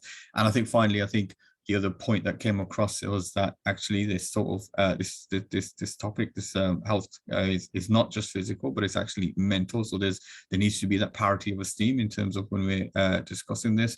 And also what really needs to be considered is that sort of life course approach to this. So whether it's sort of the best start in life for children, but also teenagers and middle age, and also people in older age as well.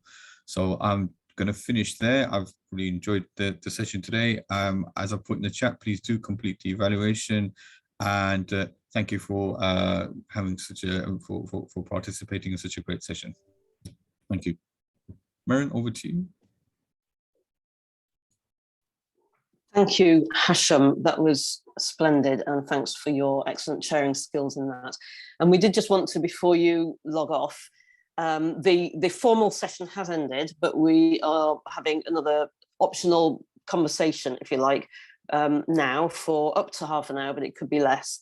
For those of you who'd like to stay, we'd like to just hear a little bit about what you're doing in this area and what you would like to have as part of the next session on the 25th of January in terms of being able to dig deeper into some of this. And so we have another session, learning session on that date, and it'd be great to be able to, get input directly from you here so that we can design and fashion that session around what you're looking to learn. So do feel free to stay on. We'll have a 2-minute break, and goodbye to those of you that want now to go. And thank you, Hasham. It's brilliant. Cheers, Mara. Thanks.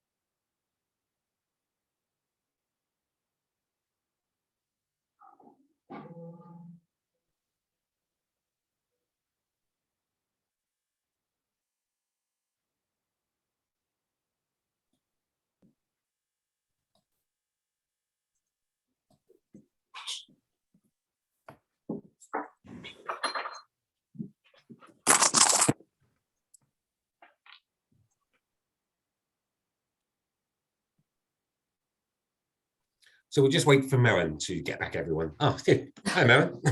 Hello. Hello. Hello. Excellent. So I think there's 14 on 13 now, a number from the Health Creation Alliance I can see, and 12. So I hope you found that helpful, and lots, for me, there was lots of stuff that came out that I'll be looking at the video again to explore. Now, one of the things that we try and do at the Health Creation Alliance is to dig a bit deeper than many other organisations to look at what's really happening and what's really going on and what the solutions really are at a deep level. So I just wanted to have a quick conversation with those of you who it'd be lovely to see faces, but don't worry if you're not behind your screen at the moment. I suppose that's going to be difficult, but it'd be lovely to be able to use this as a little bit of a more informal and discussion-based session, just to find out more about what you're doing. So what are you doing and considering doing in your place? What have you learned from today, and how will that help, or how might it help? And what sort of things would you like to be focusing on at the next session on the 25th of January? So looking for those actually practicing this on the ground to sort of help us with that, to fashion that session. I don't know if someone would like to kick off. Caroline? I'm really, thanks to everybody involved. It's been a fabulous session. And there's in the chat, there's a few different comments around properties and how to access community spaces in there, accessing underused spaces, and how prohibitive it is to access estates, and that is, I mean, there's definitely a limitation and impacting on our budget quite significantly for the work. How can this be freed up, and is there scope for making spaces more available? We're looking at using spaces that aren't being used or aren't being used at that time. So also like sharing spaces, etc. Okay, so something about spaces and cost and availability. Excellent, thank you, Caroline.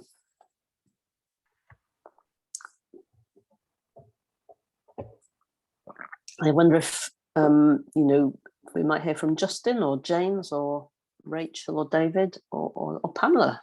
We haven't heard from you yet. I'm quite happy to share what we're doing in Liverpool. So I'm involved in civic engagement placements for undergraduate nursing students at the moment. And the response from organisations within the Liverpool area, third sector organisations, has been positive, amazing, and they really want to work with us, and they can see the benefit of getting students into things like housing associations, community associations, cooperative shops, anywhere that is willing to take them, we're willing to put students. The biggest resistance is from nursing itself, in the sense that how do we actually make sure that students fulfill their proficiencies while on placement if they're not in an NHS organisation? And I think that's where we really need to work, because it's not just nursing. There's a new report out from the Royal Society of Public Health about a pilot project that they did with the University of Lincoln, and that was the biggest issue in the pilot project that they ran at the University of Lincoln. So it's how do we I think universities could be a connector between local organisations and future health professionals, and how we can all work together in a multi-agency model for the future. But it's actually making sure that we can embed that into the nursing programme, and not just placements being an add-on, whether it be nursing, physiotherapy, occupational therapy. We need to build it into the training, and for that we need support to get that on the agenda, both at Health Education England with the Council of Deans for allied health training, and the professional bodies that actually regulate the training. Sorry, I was losing my words there. Yeah, okay. And that might be a little bit beyond what we might be able to do in the session next week, but it's still important to know that that is a sticking point, and for us to be working towards that. And I can see that being a point. And yes, and the Health Creation Alliance was instrumental in helping those placements come together through housing organisations. And we are in touch with HEE, so that is one of the conversations we'll be taking up with them.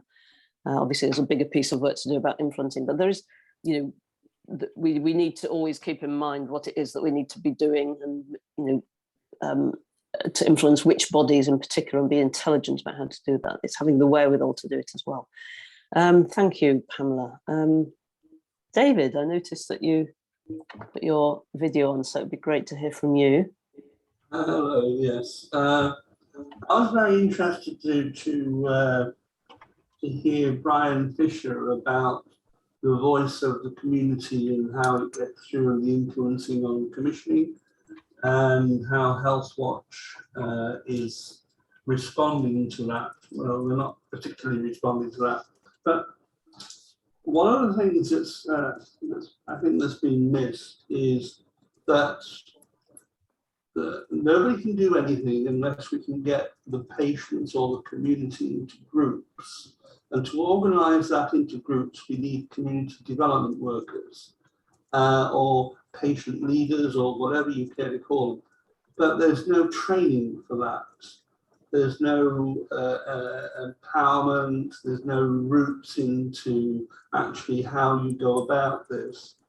There's lots and lots of groups that want to do things that don't know how to do it.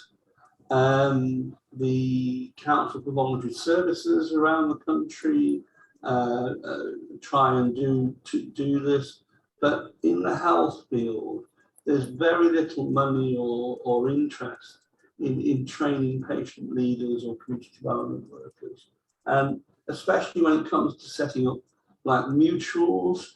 I mean, there's great potential, I always think, in procurement contracts, or getting groups ready to receive or bid for procurement contracts, or as preferred bidders from the NHS. And a lot of NHS commissioners and procurement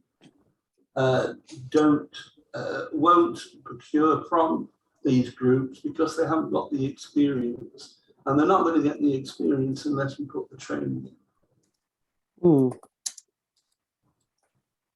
Okay. Thank you, David. You're making me think of Power to Change and their work with community businesses, and whether they might have a role here.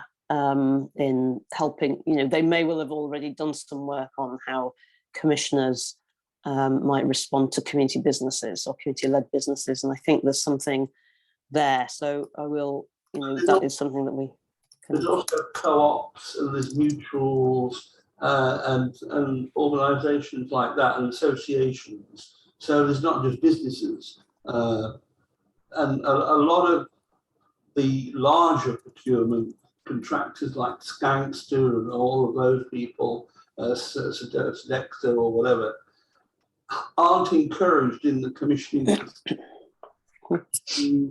partnership with smaller organisations. Yeah. A large organisation bidding for the procurement, but there's no provision for that to be divided up into smaller pieces. Take community transport. When you talk about patient transport, you've got a very large bid going in to provide that service, but you've got no provision for community transport, which is a small organisation, to actually have a piece of the pie. Okay, got it. Thank you. Is there something about professionals, well, and especially commissioners, looking at different ways of working to ensure that the small providers that David's talking about are supported, and they, because a lot of these small providers are really experts in their own area, and we're trying to, I mean, I've been involved in, managing grants with small organizations, and, we're trying to get them to be more like operate within a statutory framework rather than the NHS looking at how to ensure that these organizations maintain their creativity, have the capacity to be doing that very grassroots work, because a lot of this training results in people moving away from grassroots work and doing a lot of desk-based work, and in terms of capacity. And there must be something that's more fluid and dynamic and flexible within this framework of working with communities, needs the system to give. Yeah. There's also specialisation of ideas from different industries. Everybody knows the old story about the pilot's checklist was adapted to surgeons so that it wouldn't leave bits and pieces in patients from the operating room. But I don't think enough use is made for multiple working and taking good practice from different industries and adapt them into the health service. So cross-fertilization and cross-working is another area that's not looked at. Yeah, well, this is, I mean, David, what you're talking about there is precisely what the Health Creation Alliance does as our bread and butter. We are cross-sector, and we bring everyone together to learn from each other. And we rarely do, we occasionally, but not often, do sector-specific learning, if you like, and we always bring people in from outside when we do. So that's kind of our bread and butter. And probably, that could best be, people can learn about that through being part of us. And coming to these sort of sessions. I think it's getting people to them to do the learning. It's interesting to know if there's someone here who works for, I'm not sure, David, who you work, which organisation you work for, whether it's an NHS trust or, is there anyone here who works for a large anchor organisation? Is that where are you, what's your role, David? My role's at Health Watch. Right, yeah. So that's helpful to know, because always it's about, everyone has a different perspective on this. I wonder if Kate or James or Justin have, if any of you are speaking from a NHS anchor or with real insight from that perspective, and what might be part of the learning from that angle.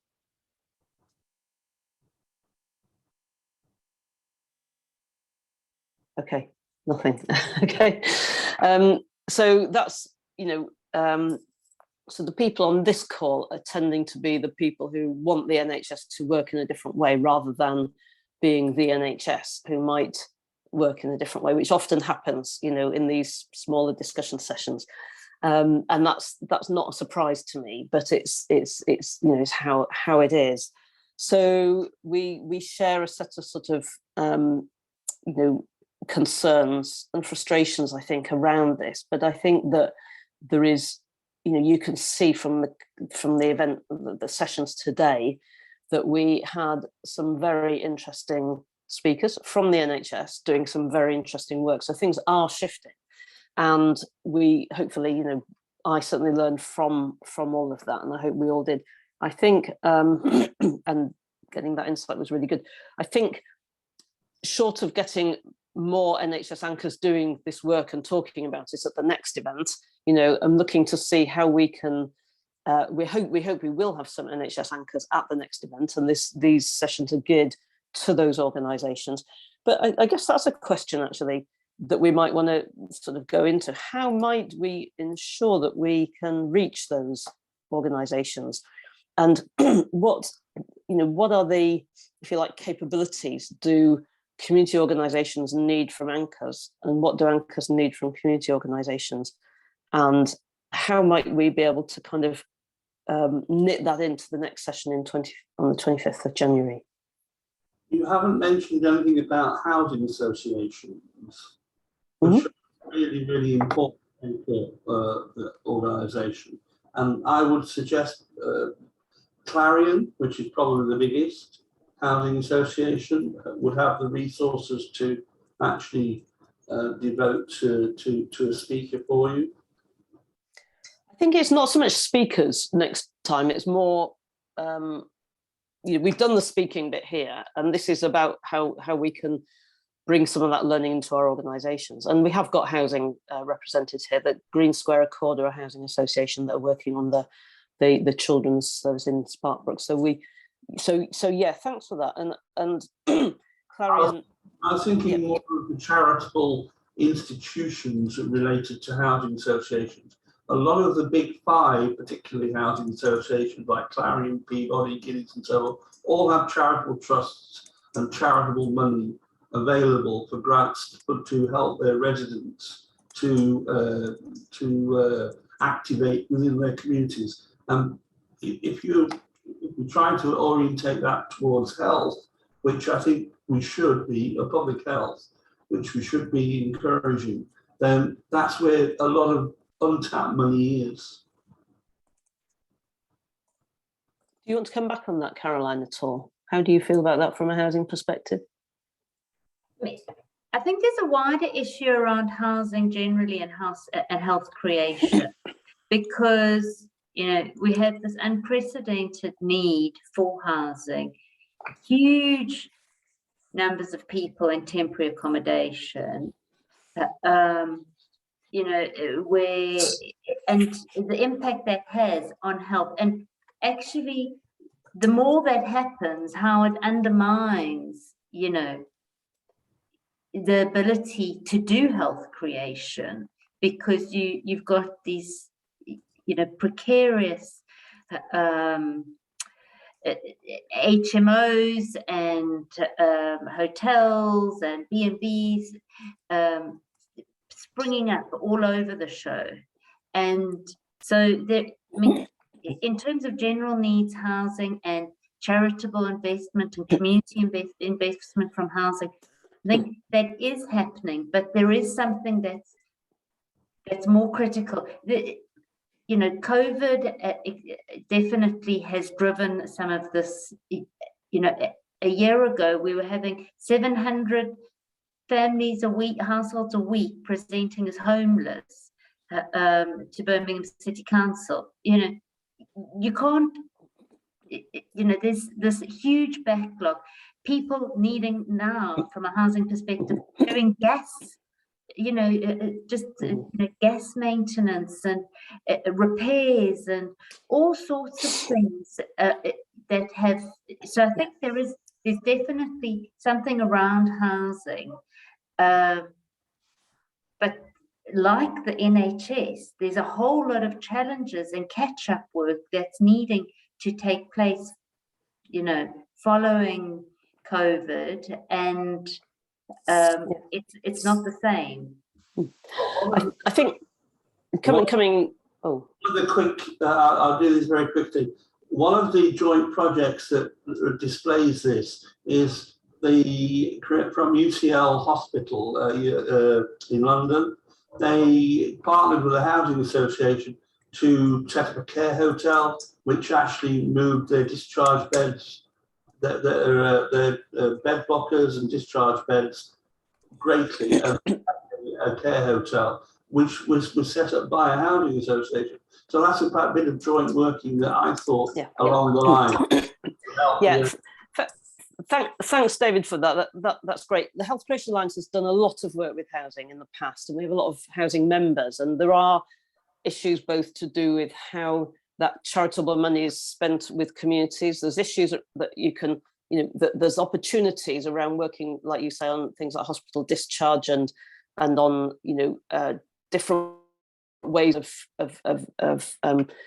helping people within the community in particular types of accommodation, you know, care hotel, as you mentioned. These things are things we've had at previous events, and they're all part of the picture. But what I think the point that Caroline's making is that, you know, housing policy itself is not going in the right direction, and it's making life more difficult for people. So what I would like to see is NHS people speaking out about the state of housing policy and the need for the government and for decision makers at that level to start, you know, making some of the right decisions. I mean, part of what I do for a living is in housing, so I'm very well aware of these issues.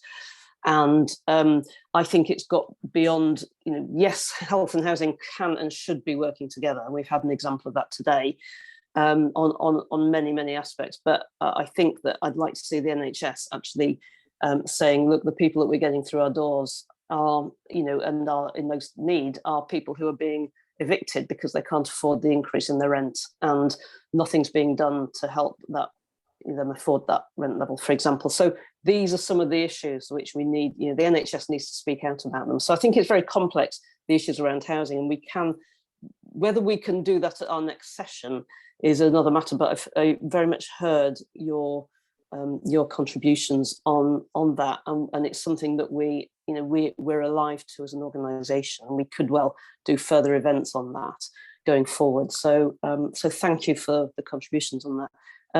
Pamela.